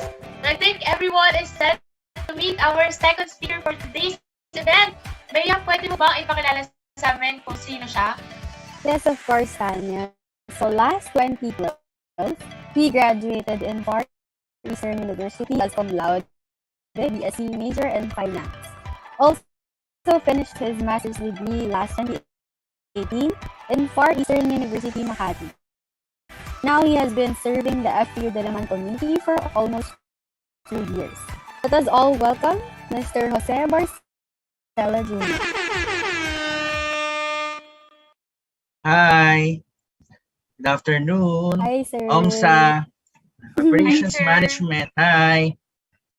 Okay, Hi, sir. so kala ko hindi na ako mag-talk kasi at anyway, no, I am very happy, no, and napakasaya ko dahil napili ako dito as a speaker, no? And I am also a advisor, no, nung ating OMSA or Operations Management Student Organ Association. No? Okay? Yes, so we'll be waiting for the screen share. Okay. O, di ba? Ang ganda ng ginawa ng asawa ko. Okay? So, shout out. Okay. So, thank you. Okay. So, a while ago, no, Miss, nanganing, no? Anyway, si Ma'am Meg, si Ma'am Meg discussed the values and work attitude, no? For this naman, I am assigned, no, to discuss what are the careers, no, in operations management. Syempre, kailangan nating ipagyabang, no, yung mga careers, no, na pwede nating makuha or pwede nating magain, no, in operations management. Actually, marami, no. We have several career opportunities for operations management. I would like to share lang naman. Before, nung college ako, no, when I was looking for a course, no, in business, actually kasi nag-focus lang yung FEU Manila noon sa banking and finance, sa marketing, sa management, no, at saka sa accountancy. So sabi ko, asan yung operations? Kasi yun yung core, no? Tama si Miss Meg kanina. Yun yung core nung ating negosyo or nung business, no? So that's why nag-move ako sa finance. But then my first choice is operations talaga, kasi yun yung heart or yung core ng business. Ang swerte nyo kasi you're part of a prestigious course, which is the operations management. Kasi without operations, no, walang finance, walang marketing, no, walang management, and walang accountancy, no? So importante talaga tong operations management. And I just would like to share, no, masaya ako with the OMSA officers, no, in this term or for this year, kasi nila supportive nila sa kanilang schoolmates, kasi kayo mag-organize ng ganitong klaseng webinar, eh napaka-busy ng mga fourth year na yan. Di ba? Napaka-busy ng mga fourth year na yan, and majority of the officers in OMSA are fourth year students. No? So I would like to thank, no, all the officers of OMSA, kasi napakasisipag ng mga yan, kahit may mga thesis na ang ganda pa rin ng ganitong webinar na ginagawa nila. Okay, so let's proceed na to the discussion. Okay, so next slide please. Okay, so we will talk about 4 topics. No? Actually, this is a short topic lang. No, I would like just to share to you or ipagyabang sa inyo, no, kung ano yung mga careers natin in operations management. So the topics are, first, we will discuss operations management. So ano ba yung science, no, ng operations management? The role of operations management, why operations management, bakit natin siya pipiliin, and of course, the last part will be the career opportunities. Right? Next slide, please. Okay, so alam naman natin to, no? Inaral natin to, class, from our first year hanggang fourth year. Okay, so what is operations management? So operations management is a science concerned with methods by which quality products and services are produced in an efficient manner. So, bakit natin siya kailangan ipagyabang? The quality products and services, yan yung binibenta, no, ng negosyo or ng business. Without it, wala tayong i-market, wala tayong i-account, wala tayong i-finance. No? That's why yan yung pinaka-heart, sabi nga ni Ms. Meg earlier, yan yung pinaka-core ng ating business. Okay, so if you are a graduate, no, of a business administration major in operations management, no, you can manage product and service design, because one of your course is more on creating a product or service, no. Yun yung tinatawag nating project management, no. Yun yung core niya, yun yung pinaka sense, no, nung course na yon. Next, managing customer service, no. As part of marketing, may mga marketing subjects din ang operations management. Kasi hindi lang naman natatapos yung yung operation sa pag-create ng product or sa pag-create ng service. Andun din po yung pagmamanage ng customers. Kumbaga parang after-sales services. No? So meron din po tayong knowledge dyan and skills. What else? Managing logistics. One of your subject is investment. Tawag dito, logistics. No? Investment tuloy. Logistics. No? So you are managing supply. No? And of course, the delivery. No? Delivery of your products and services. What else? Managing portfolio. Part din po yan ng project management. And also managing technology. As technology goes by, no, nag-i-improve din po yung operations management. That's why, no, some of your courses are technology-related subjects. No? So, importante din po yan. Okay? Next slide. Yan. Okay, so what are the roles of operations management? Okay, so 𝐒𝐭𝐤. 𝐒𝐭𝐤. Anong nag-aaral kasi ako class ng nung college, i-share ko lang ha. Nag-aaral ako ng college, mahilig ako yung unang word, tapos sasabihin mo yung mga unang letters, no? Tapos bubuo ka ng word. No, para mas madali mo siyang ma-memorize. Kasi before ang way ng mga professors o mga teachers para talaga ma-check kung natutok ay through memorization, no? So ganon, no? So 𝐒𝐭𝐤 ang ano natin diyan. So 𝐒𝐭𝐤 means engineering, finance, accounting and management. Okay? So when we talk about engineering, no, part yan ng operations management.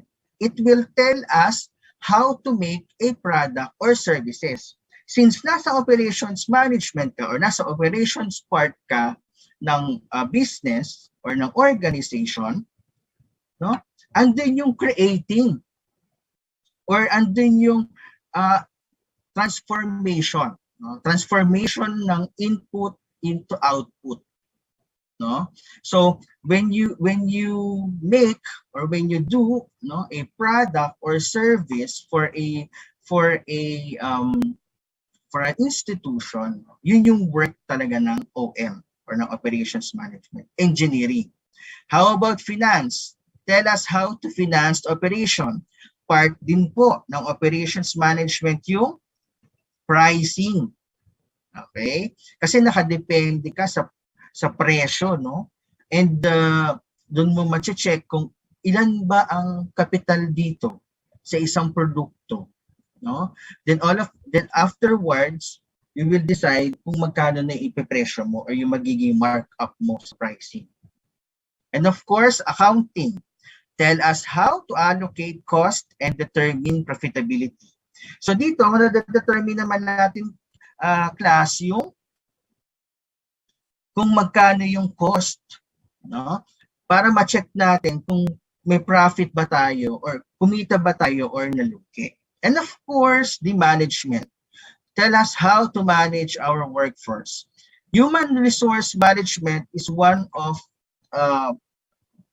the part, no, of operations management. Kasi hindi lang naman yung operations, yung mga machinery, yung mga inventory management, no, hindi lang naman yan class yung fina-focus sa operations management. Of course, kasama din dyan yung workforce. Without your workforce, wala kang maproproduce na product and or services. And of course, no, operations management. Kita nyo, ang finance, ang accounting, ang management, and ang engineering is just a part of the OM or the operations management. No?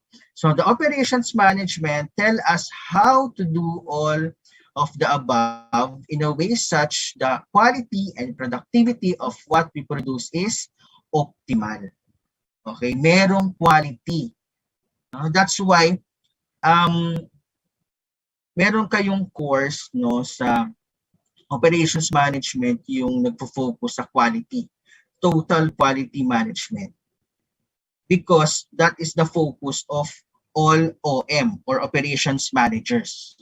No? So syempre, bago i-share or bago ibenta, no, rather yung mga produkto or service no sa business, no, dapat na-check muna yung quality. Yun po yung work ng operations. May quality control. Next slide. Okay, so bakit operations management? Why do we need to study this? And why do we need to choose this course? No? Kasi ang daming business courses, di ba? May marketing, may financial management, may operations. No? So ano yung naging unique characteristic ni operations management from financial at saka marketing? So ano yung naging edge niya? Okay, so here are the three edge no ng operations management. So operations management has increasingly generated interest among recruiters. Okay, so ibig sabihin kayo ang hinahanap.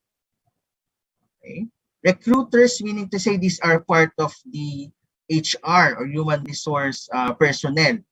No, ito yung mga nagre-recruit dun sa business, no? Or HR specialist kung tawagin.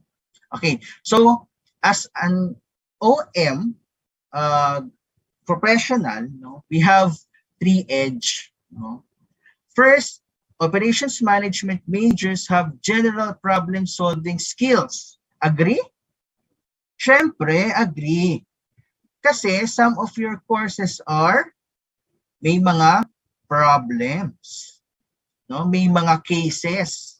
No? Part po talaga ng operations because in an operation, no, let's say for example, you are creating a product. So you will face some problems in terms of creating a certain product. May mga instances na kulang sa ganito, kulang pala sa pag-produce, no? Kulang sa pag-mix, no? May mga ganyang instances, no? But then again, that is part of your future job or the work of operations managers. No? Part po talaga yan. And of course, if you're not making any mistakes, then you not do nothing, no? You're not doing anything or wala kang ginagawa, no? So kumbaga okay lang magkamali, okay lang magka-mistakes ka, no? Kasi that is part of being a professional. And always class, no? Always maging honest lang tayo. If ever nagkamali tayo sa isang bagay, kasi may mga cases na ganyan, no? Let's say for example, ikaw yung assigned sa chopping as ikaw yung supervisor doon. Tapos all of a sudden nagkamali yung worker mo or yung subordinate mo. Dapat honest kayo. Ay ganito po kasi yung nangyari. So you will advise, no, or you will report that to your manager para at least alam nila yung gagawin. Kasi if ever hindi niyo sinabi yung nangyari, no, maapektuhan yung buong operations.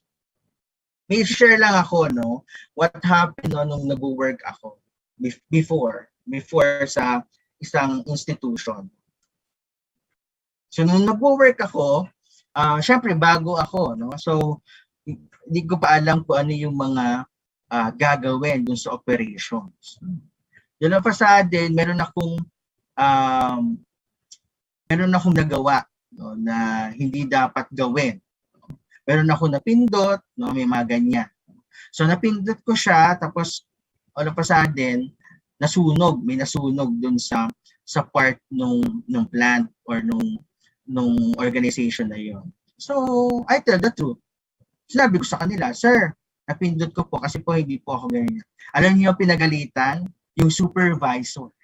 Hindi ako. Why? Kasi yung supervisor, siya po yung nagmo-monitor sa akin. Okay? Siya yung dapat mag-manage sa mga bagong empleyado. And dapat ino-orient niya ako kung ano yung kailangan kong gawin at sa hindi. So if kayo magiging future operations manager kayo someday, so sana ganun din yung gawin niyo, no? Kailangan makipag-coordinate kayo with your new employees, no? Hindi yung hayaan niyo lang sila kasi pag hinayaan lang natin yung mga empleyado natin, class, what will happen? Huwag natin i-expect na gagawin nila kagad ang tama. No? So, kahit napakatalino mong tao, or napaka-knowledgeable mo, or skillful ka, pero pag nagkamali ka, di ba, iba na kagad yung tingin sa'yo. Totoo yan. Ako noon, ang ganda ng resume ko kasi, di ba, may pagyayabang naman. No? But because of what I did, nag-iba kagad yung tingin. Yeah, because isang mistake lang yun.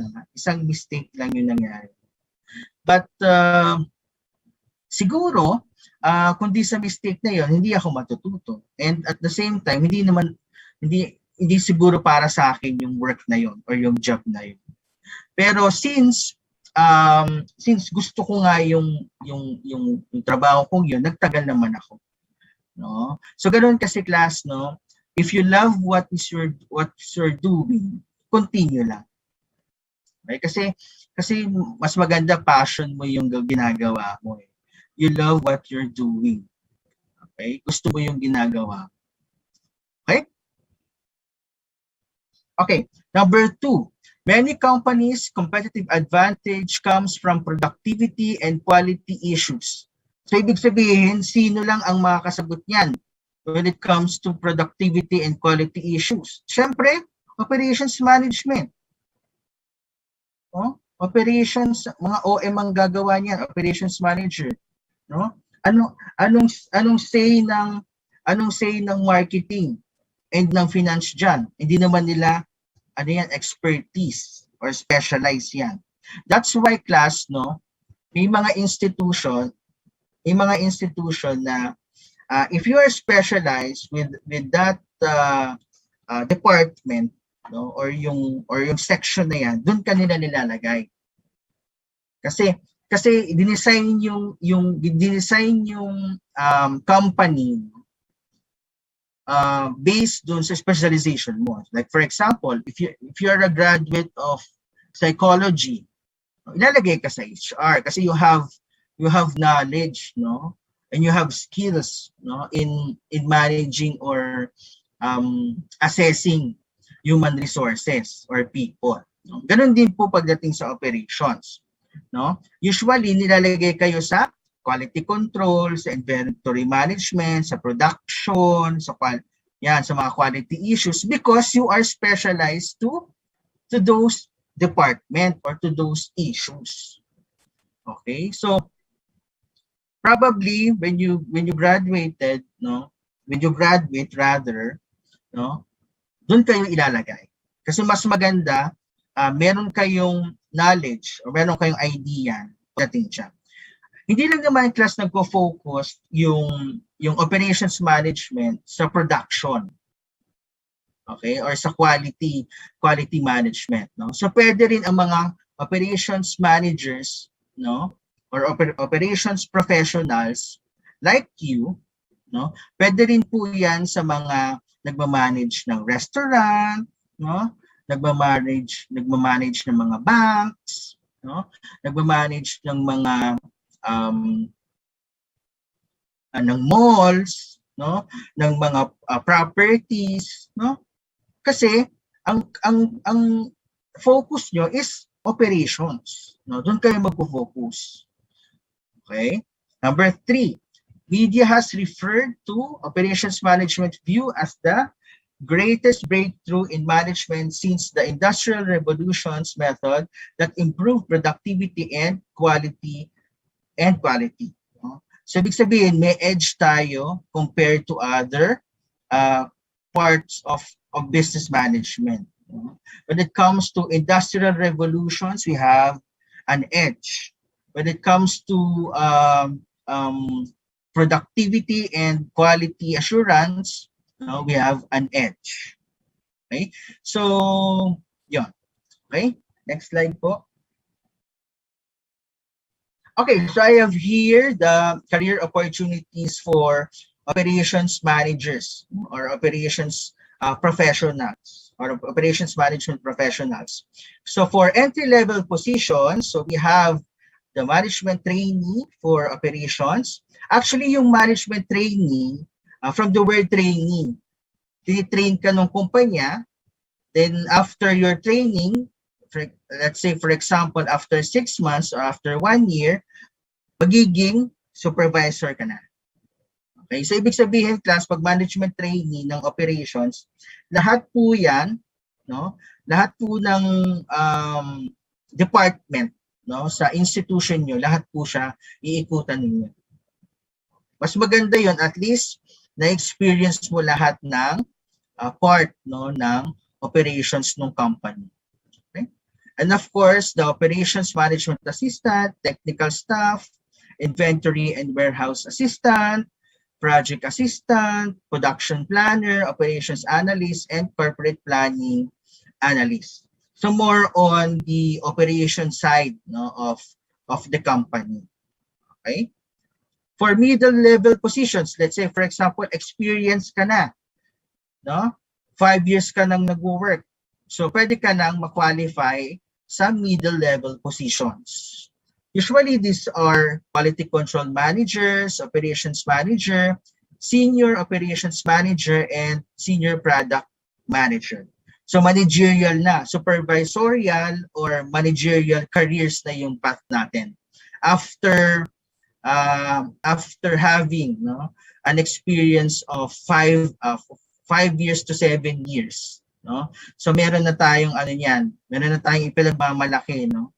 So after niyan, pwede na tayo class sa middle level positions. Then, if ever sobrang galing mo na, sobrang ano ka na, para ka ng professional ka na, so pwede tayo sa mga advanced position. Okay? So like COO or Chief Operations Officer or Operating Officers, Vice President for Operations. Okay? So dapat class, bakit natin kailangan i-discuss to or bakit natin kailangan i-share to? Para meron kayong goal. No? Meron kayong career path. Kasi pag wala tayong career path and wala tayong goal, hindi natin alam kung saan pupunta yung career natin. Hindi natin alam kung ano yung gusto natin. Okay? So let's say for example, na-hire tayo as management trainee. So in the near future, you will become a supervisor or a manager someday, no? So dapat yun yung goal ninyo. Meron kayong goal. Just like me, no? Bago ko nalipat, no, sa FEU Diliman sa full-time faculty, naging part-time faculty ako dito sa FEU Diliman. So and also I was a government employee. So ang dami nagsabi sa akin na, uy, sayang yung career mo sa government, bakit ka umalis? Kasi po, hindi naman po ang goal ko is sa government. My goal is to become a professor. Okay. Ibig sabihin, nag-goal setting ako. Okay? Kasi ang ano ko kasi class, no. Ang i-share ko lang, no. Ang naging goal ko is maging banker. Okay? Then maging government employee. Then afterwards maging professor. That's my goal. And natupad naman po yung goal ko. Naging banker ako, naging government employee ako, at naging professor ako. Okay? So, ganun din po sana yung gawin ninyo, class. So if you have a dream job, dream dream works, ano lang, mag-focus lang kayo. No? So para kung ano man yung magiging goal nyo, main goal nyo, yun dapat yung sundin niyo. Kasi actually yung mga nagtitake ng operations management or yung mga operations management professionals, hindi naman lahat yan nagiging manager. Some of them nagiging business owner. Some of them nagiging investor. Some of them nagiging broker or nagiging technical staff or nagiging manager. So depende yan sa dream nyo and sa passion. No? So yun yung mga career path natin. And nakadepende po yan, yung mga career paths na yan sa atin. Hindi po yan nakadepende sa parents natin, hindi yan nakadepende sa mga friends natin, hindi po yan nakadepende sa love life natin, nakadepende po yan sa atin. Andyan po si family, andyan po si friends, andyan po si loved one, to support us. Okay, tayo pa rin po yung masusunod. Wala pong magdidikta sa atin ng ating career path or yung ating career opportunity. Okay? Next naman tayo, sahod. Okay. Next slide tayo. Sahod ang pag-uusapan natin. Okay. So as of 2018, my source is jobstreet.com. Alam niyo ba yung Jobstreet? If ever mag-apply kayo ng work, punta kayo dyan. And also yung share kanina ni Miss Meg, yung LinkedIn. So please create, para at least mapadali yung magpa-recruit sa inyo. If you want to have jobs, Okay. So as of 2018 report, the highest paying jobs for fresh graduates. For fresh graduates, ibig sabihin, right after graduation. Okay? So andyan yung number 10, quality control and assurance. Wag po na kayo mag-expect lasa, yung 20,000 na yan, napakalaki na yan for fresh grads. Ako, when I was a fresh graduate, ang sahod ko lang po is 10,000. Diba? Pero kinuha ko. Kasi wala pa kayong ipagmamalaki dyan. Okay? Wala pa kayong experiences. That's why malaking bagay yung pagiging part ng org or ng organization because doon nila nakikita na meron kang leadership skills. Criteria po yan, additional points. Okay, ako kasi nung college ako, class, mahihain ako eh. Sabihin ng iba, totoo ba sir? Parang hindi ka naman mahihain. Oo, mahihain kasi ako nung college. So hindi ako naging part talaga ng any organization. Kasi nga mahihain ako and aral lang talaga ako. Yun yung pinagsisihan ko. Why?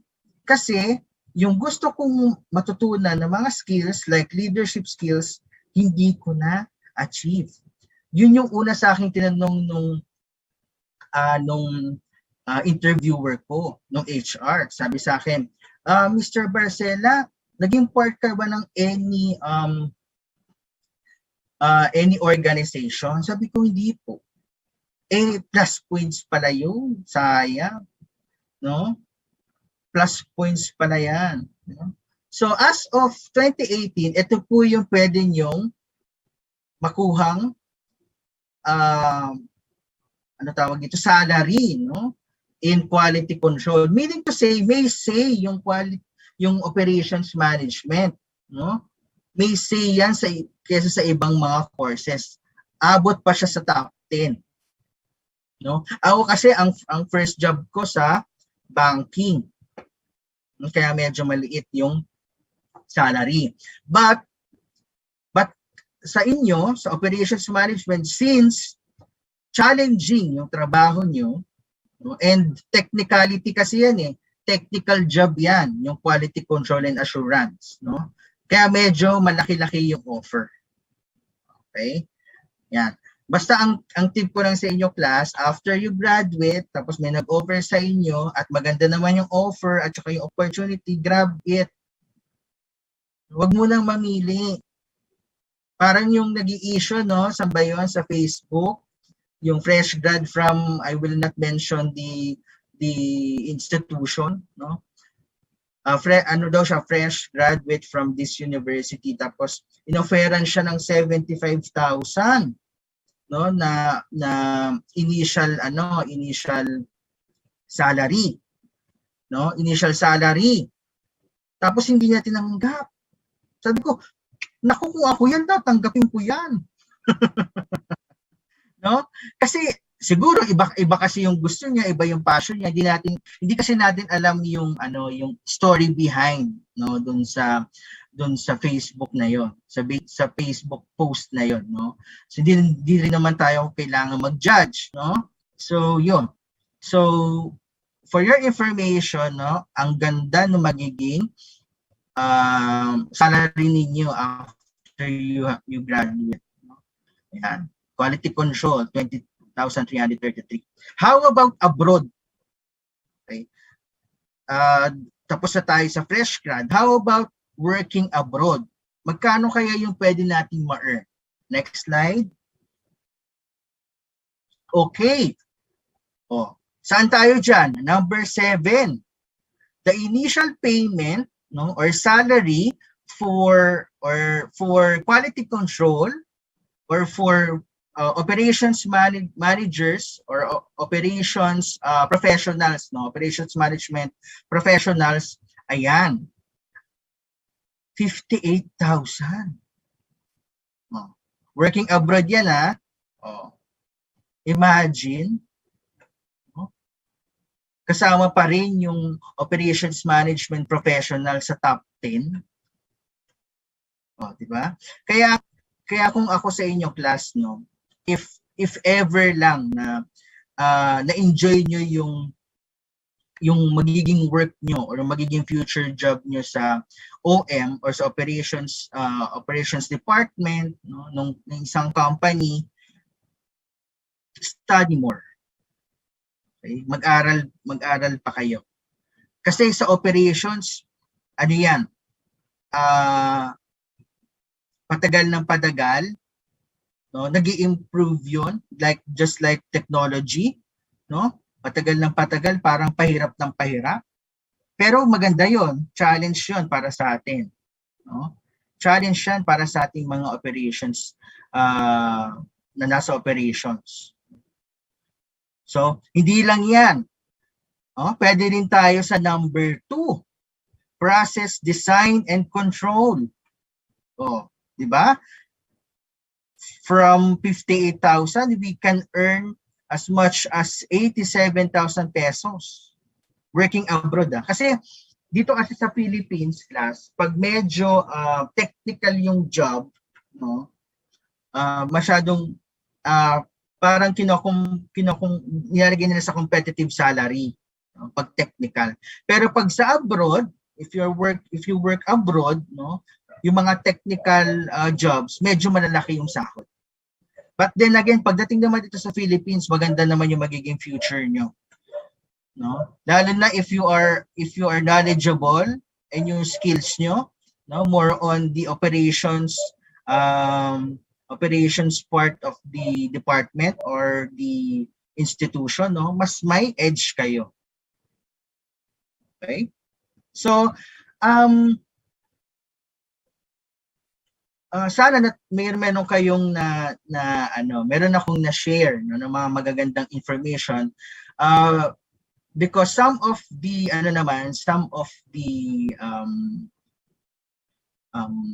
discussions na kailangan yung maintindihan, no, regarding operations management is na-share kanina ni Ms. Meg, no? So I'm just focusing here, no, on your career opportunity, your career path. So sana meron kaming na-share ni Ms. Meg sa inyo na magagandang information about operations management.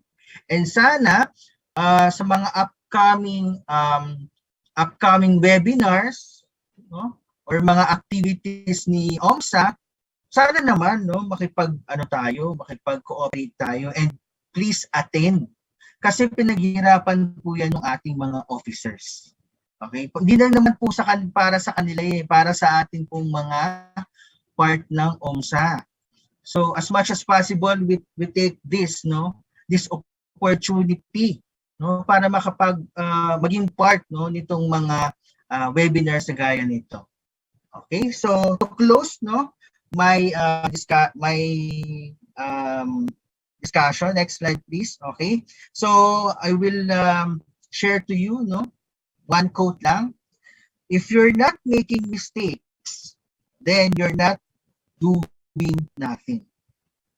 Okay? So if you have any questions, no, regarding the activities, no, ng OMSA, please do email me or email the officers of OMSA, no. Yan, sina Tanya, sina Bea, sina Jem, yan. Nakikipag-coordinate naman sila, no. At mababait naman yung mga yan. Okay, so thank you very much, no, for having me here and sa time. Okay, so thank you, OMSA. Ayan. Before anything else, sir, we would like to say thank you for supporting and appreciating the efforts of your org team. Talagang big deal po sa amin yun kasi yun nga yung hard work ng bawat isa, yung effort and everything in between. And also for being our guest today, alam naman namin na isa ka sa mga prof na marami na-handle, and yet you still manage to give your time for us. Oh. So we appreciate your presence, sir. You're welcome. Thank you rin. Actually, si Jerlyn, no, ang nagsabi sa akin. Sabi ko, Diyos ko, kayo pa, napakalakas nyo sa akin. Diba? Hindi ko kayo matitiis, no? Tsaka nakikita ko naman yung hard work ninyo and yung pagod ninyo. So, syempre, nagbibigay din ako ng time para sa inyo.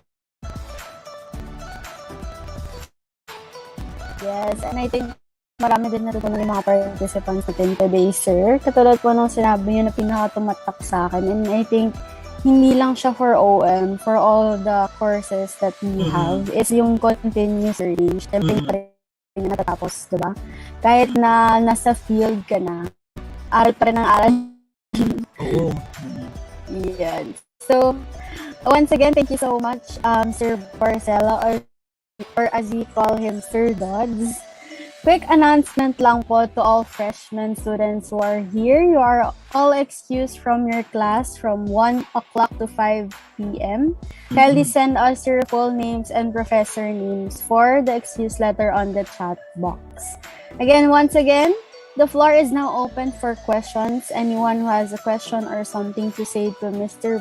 Barcela or Sir Dodds, feel free to chat it in our chat box, or you can raise your hand so that we could give you permission to open your mic. Yan. So, Baka financial question, ha? Baka may financial question. Actually, sir, may mga tao na nag-send privately ng questions sila. Okay. Naiiya lang. Okay, so the first one, why is operations management considered flexible? Flexible? Kasi, pag sinabi kasi natin flexible, na-adjust, diba? So we can adjust in one thing to another, no? So let's say for example, si Bea, no, na hire ng isang kumpanya. So pwede natin siyang ilagay sa inventory management. Pwede din natin siyang ilagay sa quality department. So ibig sabihin, or sa marketing, pwede rin. We can adjust kasi nga yung knowledge natin, yung skills natin when it comes to operation, it's flexible. Okay, na-adjust natin. Yes, thank you so much. Sana nasagot natin ang ating anonymous na nagbigay ng question. Sino yung anonymous na yan? Joke lang. So So we have another question here, sir. What future can you foresee for the path of operations management in the next generation? In the next generation, ano siya? Kasabay din siya ng technology, no?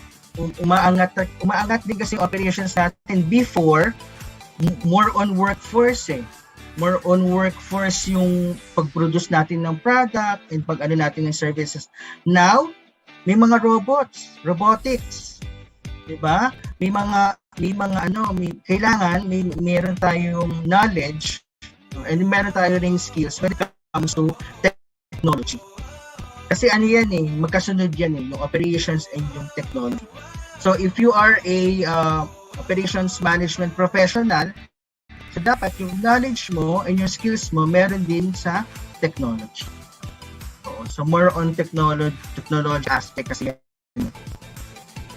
Okay, there you have it. There's another question from Mr. 𝐒𝐭𝐤𝐞𝐫𝐚𝐭. Can we operations managers enter the construction industry as construction manager or any related jobs to this? Okay.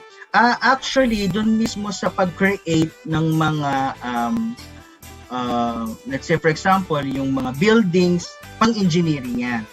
Okay? Pero when it comes to project planning or project management, pwede tayong mapasama dyan. Kasi one of the courses natin yan, di ba, ng operations management, yung project planning and management. For project planning, pwede tayong sumali. Pero dun sa mga drawing na yan, sa mga architect or yung mga engineering part, sa engineering yan. Pero for planning purposes, pwede tayo dyan. Yes, I hope na nasagot ni Sir Dodds ang question ni Mr. Kyle. I think sa mga freshman na nandito, matitake niya yan, yung subject ni Sir. Na naging subject din namin sa kanya before, which is yun nga, yung project planning na napakahirap. Sakit sa ulo. Yun po, we have another question here from Anonymous po ito. Is there any possibility that operations management will become obsolete? Tama ba po? For me hindi kasi more on focus na kasi ngayon ng ang 𝐒𝐻 or Commission on Higher Education. No, per major na yung in-offer. So let's say for example, financial, marketing, operations. So for me hindi. Tuloy-tuloy pa rin yan. It will continue, no? Because marami pa rin may mga gusto ng operations, and pagdating nyo ng higher years, or for example, you take masters, andyan pa rin yung operations management. Part pa rin po yan ng education system ng Philippines. Okay, sir. There's another anonymous sender.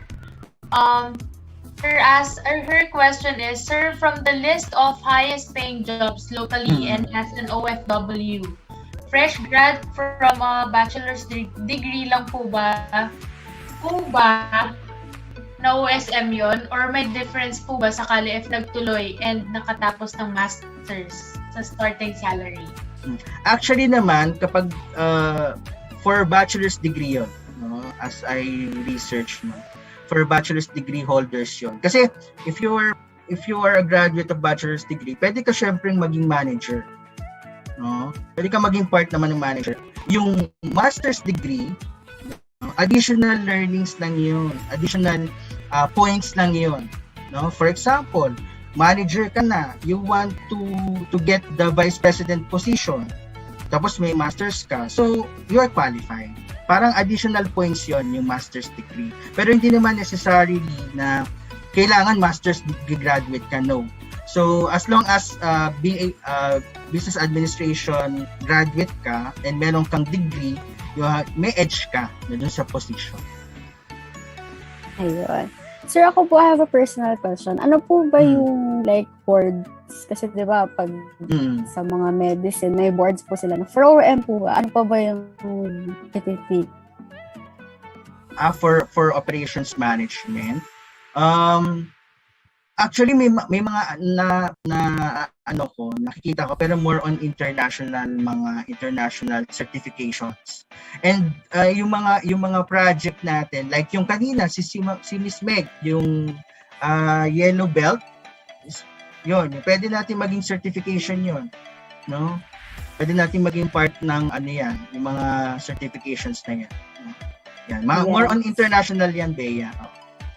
And thank you so much po, sir. We have another question from Ms. Geraldine Caballero. Sir, any advice po sa mga graduating students na maghahanap ng work, especially na medyo nahihirapan ata dahil sa pandemic?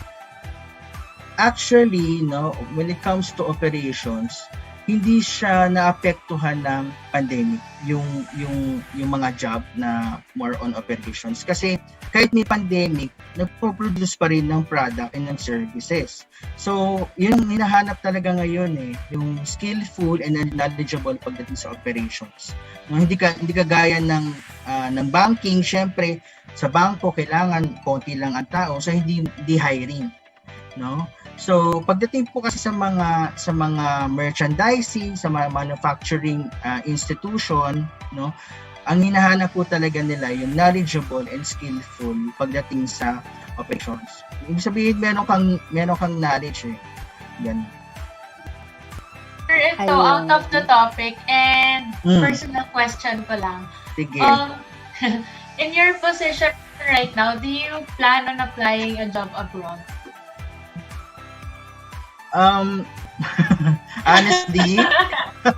Honestly, pinag-uusapan namin ng asawa ko yan. Kaya lang, parang nagulat si sir sa question. Hindi kasi iniisip ko yung ayaw namin maghiwalay. So, mahirap din kasi. So, if ever man, yung isa sa amin mag-apply doon, syempre kasama ako. If ever lang naman. Pero, as long as kumikita naman kami dito, here in the Philippines, maganda naman yung salary namin, maganda naman yung work namin, magstay kami. Kasi iba pa rin ang Pilipinas, sa totoo lang. Yes po. And maybe in the future, magawa ng paraan din po yung gusto nyong sabay kayo mag-work abroad. If ever, oo. Kaya rin, wala namang masama tayo sa dream natin pumunta ng ibang bansa, ba? Wala mo masama talaga mag ibang bansa. Pero, as much as possible, syempre Pilipino tayo, stay tayo. Yes, sir. Na-curious lang ako, sir, kasi diba, yung mga binigay mong salary kanina. Laki, no? Laki. Nabuhayan ako Hindi bigla. kasi ganun talaga, no? Pagdating sa mga technical jobs, napansin ko yan. Kasi yung biyenan ko, yung father ni wife, ano siya, seaman. So, siguro kumikita siya ng almost 100, something ganyan, no? Pag kinumpare mo yun dito, no, maliit lang yung salary. So, yung mga ganun, yung mga technical jobs, no, mas malaki talaga sa abroad. Sir, di ba dito po nagtapos kayo ng master's degree nyo? Yes, tama. May plano po ba kayong magkumuha ng postgraduate certificate abroad?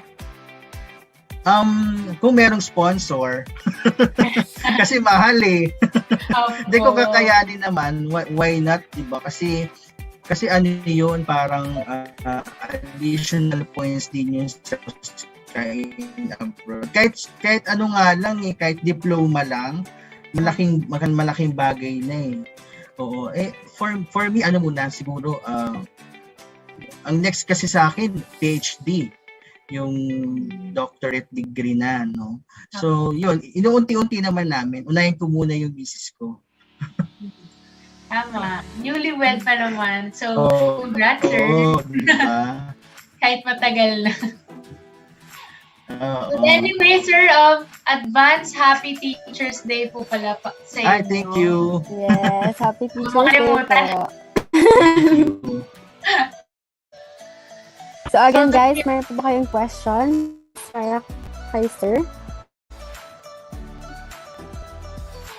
Ayan, marami po bumabati sa inyo, sir. Thank you.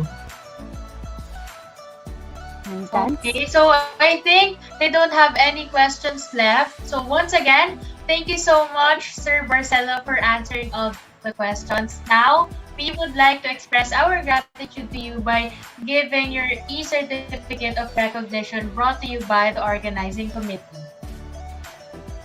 Yes, so let me read the citations. This e-certificate of recognition is given to Mr. Jose S. Barcela Jr. for being one of our speakers in the iTam Step Up 2021 Operation Recharge, awarded this 1st of October 2021 via Zoom video conference. Signed by Ms. Marian Nicole L. Zulueta, the President of the Student Coordinating Council, FEU Alabang, Dr. 𝐒𝐭𝐤𝐴 DBA, the Senior Director of Academic Services of FEU Institute of Technology, Ms. Mary Ann R. Jaime, the President of the Student Coordinating Council in FEU Diliman, and Mr. Daryl Lancy Montenegro, the President of the Student Coordinating Council in FEU Institute of Technology. Ayan, once again, thank you so much, Sir Barcela. We would like to greet you in advance again. Happy Teachers Day. Thank you. To all the professors in FEU Diliman. Sir, we look forward to seeing you soon and we wish you good luck in your career. Thank you, Bea, Tanya. Thank you, OMSA. Ayan. So, I will just announce again to all the freshman students here, you are all exempted from your class from 1 to 5 p.m. Kindly send your full names and professor's name for the excuse letter on the chat box. Thank you. And just to remind you, yung mga freshman students lang po na nandito, hindi po dadamayan yung mga kaibigan nyo na wala dito. Okay. Yeah, so syempre hindi natin makakalimutan ating winners for our icebreakers. So in our first game, okay, let's wait for the PowerPoint. Ayan. So on our first game, our first placer is Dominic Gansatao. Are you still here? Yes, still present. Yun, present. And our second placer is Ty Liban and Miss Aina Sarenas. Yes, and for the second game, we have for the first place or the only winner is Mr. Eric Marco Hatulan. Sorry if I mali yung pagkakapronounce ko, pero yan, Sir Eric. So thank you so much for participating in our event and congratulations to our winners. Our treasurer will be messaging you or you could also message us on our Facebook page after this program for the claim of your prize. Yeah, thank you so much. And now let us end this event with a closing message prepared by Dr. Barcela Jr, the Senior Director for Academic Services, FEU Institute of Technology.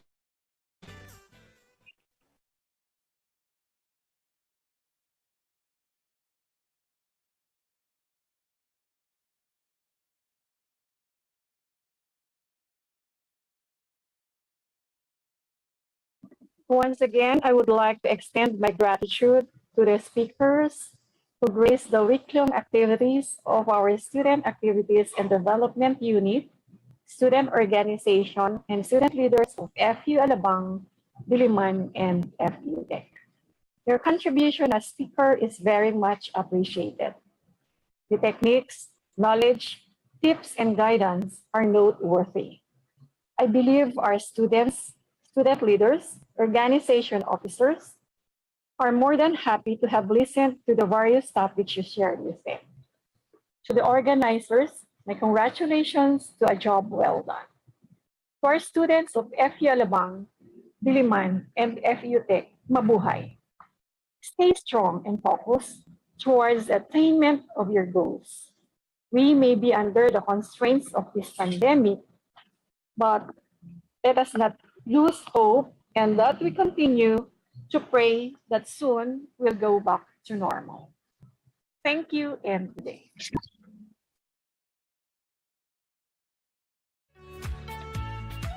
Ayan. Thank you for hosting our closing remarks to Dr. 𝐒𝐭𝐤𝐴-𝐶⁴. But before we end, Bea, kamusta naman ang buong event natin for today?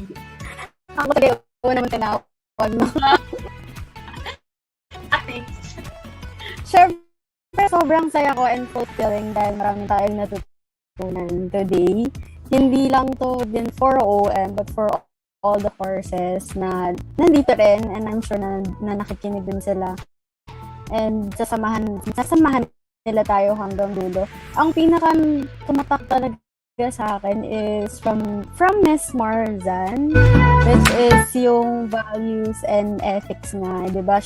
Sabi ko naman sa'yo, kahit kita ka ng sobrang daming pera, hindi naman natutumbasan ng pera yung pinapakita mo sa ibang tao. Yung values and ethics mo, di ba? Sa company and sa work field mo kapag nagtuloy-tuloy ka na sa work mo.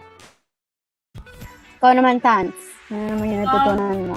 Realizations. Wow! Yes. Yung natutunan ko naman, both kay Miss Meg and Sir Barcela is pumili ka kung saan ka babagay. Hindi ka lang mamimili for the sake of having an income. Diba? Kasi hindi ganyan yung OM eh. I mean, marami tayong babagsakan, yes. Pero, that doesn't mean na kung saan ka lang mag-a-apply. Yes, I agree. Kaya sa mga freshman na nandito, tips lang para sa akin as a fourth year student na. Siguro kung nandun ka na sa path na gusto mo, I mean, nung senior high ka pa syempre, hindi ka naman pipili ng strand or ng course kung trip mo lang naman, diba? So, tip lang din kung if ever first year ka na or yun nga sa mga freshies, make sure na kapag pumili kayo ng course is itutuloy-tuloy nyo na. Kasi mahirap din talaga yung paiba-iba ka pa ng path. I mean, hindi naman ako against sa mga nag-shift, diba? Kasi meron naman silang kanya-kanyang personal reasons, diba? Para naman mag-shift. Pero, yun lang siguro yung isang tip na mabibigay ko is wag ka nang, nandun ka na, tuloy-tuloy mo na yun, diba? Kasi sayang din yung panahon, lalo na yung pera. Kasi we all know na wala namang perang napupulot lang kung saan-saan, diba? Siyempre, pinaghihirapan din ng magulang natin yung pang-aral natin. So, yun. Yes, and another tip lang din is to join organizations. Kasi huwag natin sasabihin na, ay, wala akong time, di ako interested, ganyan. Kasi ito na yung magiging training ground mo before you go to the corporate world, di ba?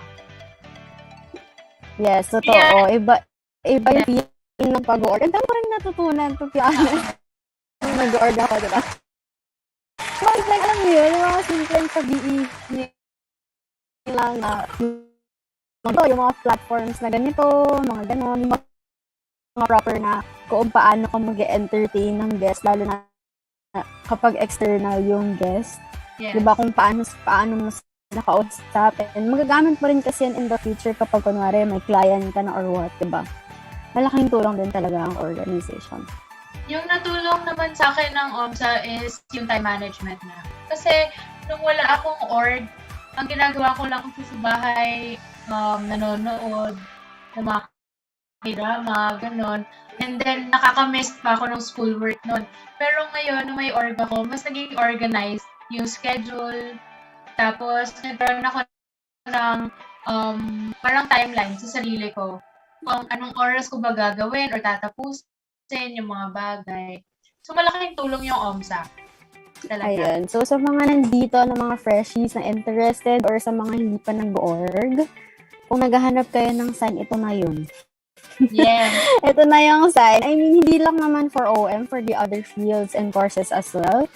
If you want to join OMSA or kung ano man yung nasa course yun na org, you could really join. Nandun lang naman yan. Mag-sign ka lang, sign up ka lang, and yun.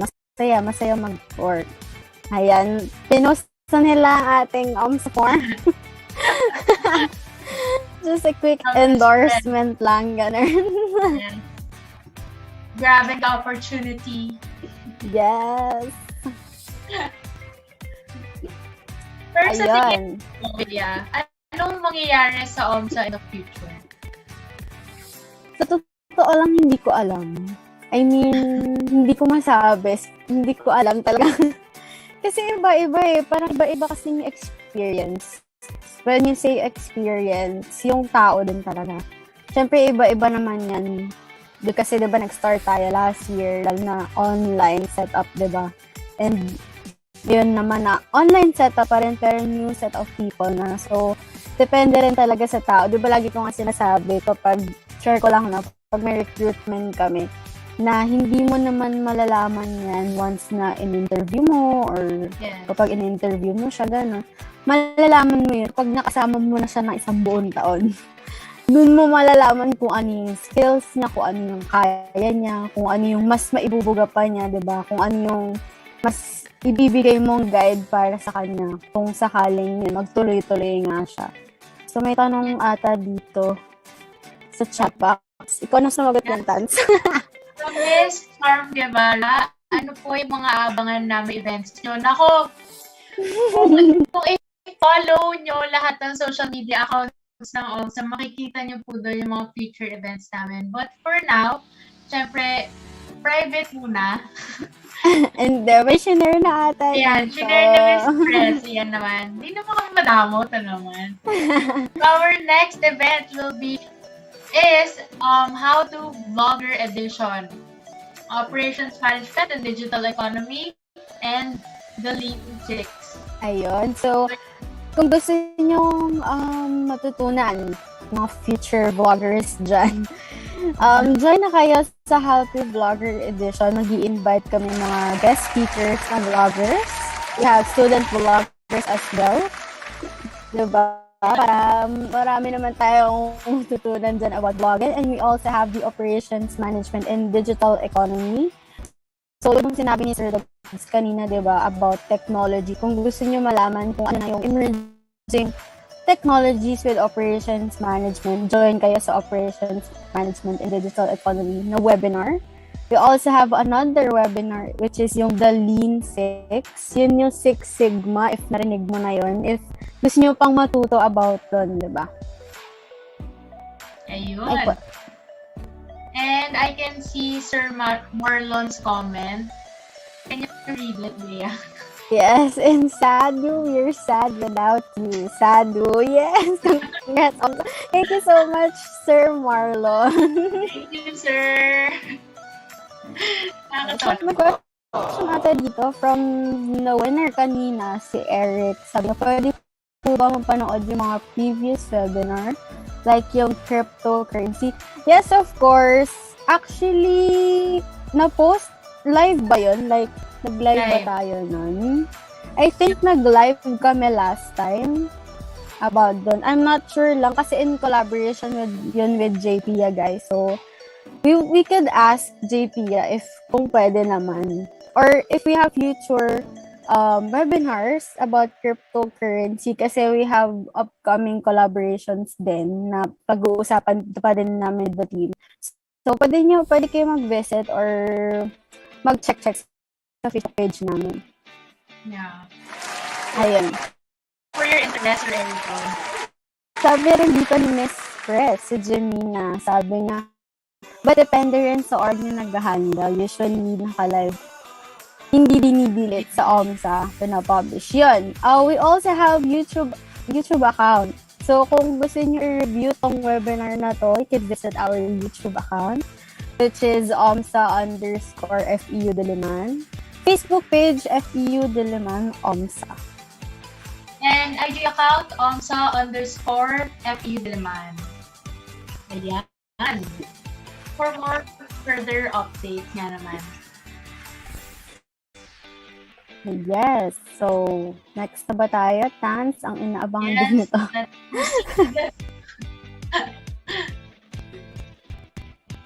With the evaluation form. Tans? Okay, so again, we would like to express our concern for improving our event with this evaluation form, and it will serve as our guide in getting your e-certificates done. So don't forget to fill out the evaluation form, guys, and you can see it, the link on your screen right now, and we will also send in our chat box. So you can scan also using our QR code presented on your screens. Yes, again guys, we will giving you 10 minutes to fill out the evaluation form. It's 10 minutes lang siya open. So click that link and scan that QR code for our evaluation form. So the timer starts now. 10 minutes lang yan guys. But while waiting for you to get done, we would like to express our gratitude to everyone who attended our webinar, the iTam Step Up 2021, the Operation Recharge. And for actively participating throughout this event, this wouldn't be a success without all of you here. So on behalf of OMSA, thank you very much.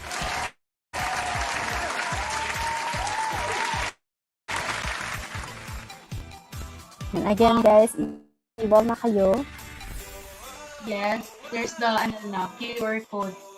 And of course, don't forget to support OMSA's future events as well as the other events of the organizations in FEU Diliman this school year 2021 to 2022. Yun nga, katulad ng sinabi namin kanina, our YouTube account is FEU Diliman OMSA, IG account OMSA_FEU Diliman, and our FB page FEU Diliman OMSA. Yes, pwede nyo kami i-chat doon. Online lang kami lagi doon, guys. If may gusto pa kayong malaman na activities and events namin. Yes. And I can see Sir Barcela's comment. Leave na ako. May meeting kami. Thank you so much, Sir Barcela. Yes, thank you so much Happy po. Teacher's Day. So guys. Thank you so much everyone. Thank you, Dominic.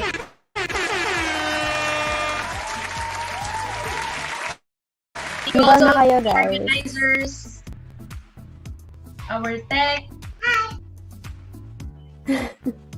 Hi, Chelsea! And sinan po ulit ni Ms. Jem ang ating link for evaluation, or you can just scan our QR code. Scan na kayo, guys, para sa evaluation. This is also serves as your attendance for your certificate. So don't forget this. Eval, answer na kayo, guys. So ano pa ba ang share natin, Tans?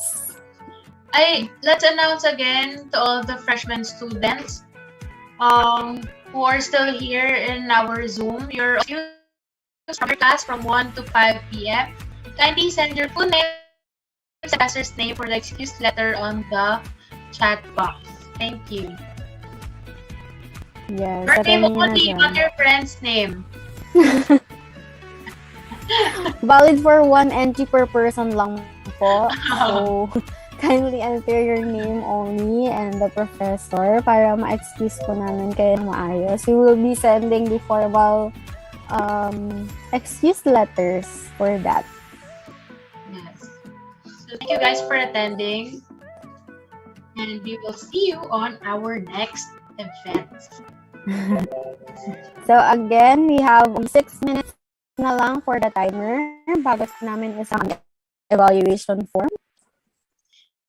6 minutes left. Let's go.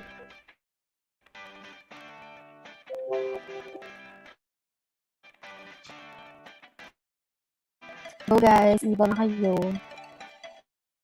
Well, thank you. Thank you also, Eric. From Carlos, congrats and thank you sa mga hosts and speakers. Kamsa lang sa kalam.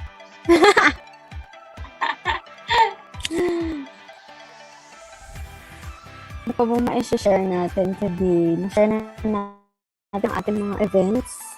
While waiting, guys, baka meron pa kayong gustong i-share or i-shoutout. Shoutout! Oo, lagay niyo lang sa chat box. Shoutout. Shoutout. So proud of you from Ate Jerlyn. Aw, thank you From so much. Samson. Po. Wow, thank you, blockmates. Thank you, blockmates.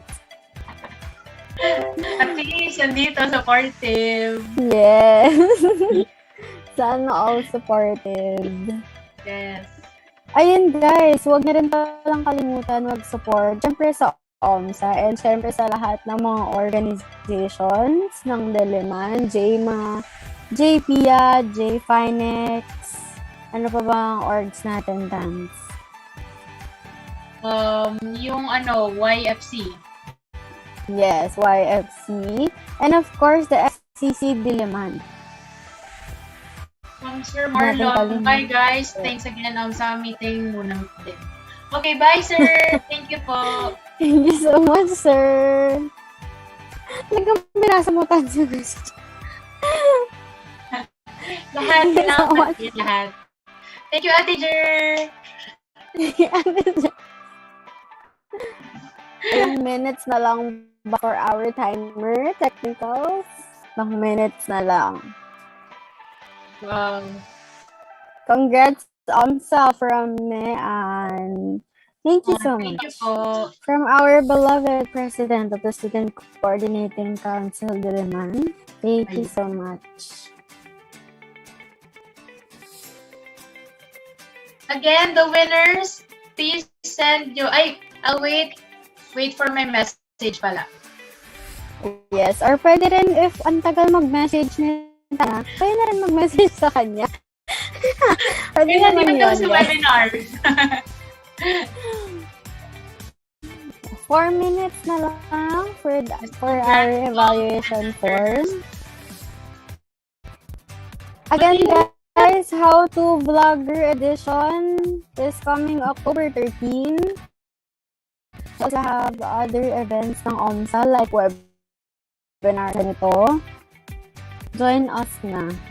Abang-abang lang sa Facebook page for our posters and evaluation forms and reg forms. Yeah, sa mga sasali dyan, don't be shy.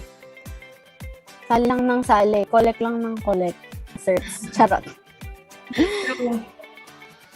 But to be honest, kailangan din yun kapag kunwari may resume ka na.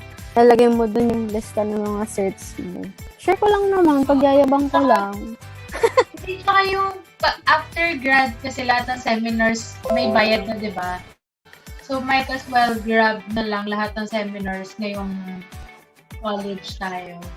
Oo. For example, itong webinar na to, di ba? Swerte yung mga nandito kahit hindi sila OM. Kasi, kung kunwari iba yung field nila, tapos yung napasukan nilang company or yung papasukan pa lang nilang company is tumatakbo sa operations. So, at least may background na sila with operations, diba? May cert ka pa to prove na may natutunan ka, diba, from the webinars. And yung ibang webinars, naman hindi lang naman puro nakikinig. Meron din yung interactive na webinars, ganun. Q&A portion, ganun. Yes, and just to be clear pala dun sa registration form, we have a membership fee worth 350 pesos. Yes, that includes shirt, of course. And we also have a membership ID and free passes to all our webinars and other activities as well. 2 minutes, guys, for the evaluation form. Bago namin i-close. And you may pay also through BPI or GCash. Yes. Miss Treasurer. Yes. Treasurer. Ayun, may question daw dito. Okay. Paano po ma-avail yung org shirt? Go, Miss Treasurer. Kaya mo yan. Hindi, for this school year or for the last school year? I think for this school year. This school year, wala pa tayong design, right? Hindi pa natin pa-finalize. But once naman na meron na, we will let you. Yes. Actually, share ko lang din. Right now, we are currently sending the shirts, not shirts, yung shirts from last year. So, ngayon, kiniklaim na nila yung mga shirts. Kung gusto nyo makita, nandun siya sa OMSA page. Ang ganda-ganda ng shirt. Gusto ko nakakuha, pero hindi ko pa kasi pinaka-deliver. So, yun. So, kung gusto nyo mag-avail ng shirts, kung gusto nyo mag-avail ng shirts, again, you can message us on our Facebook page. Lagi naman kaming online doon, which is FEU Diliman OMSA. That's our Facebook page. Yan.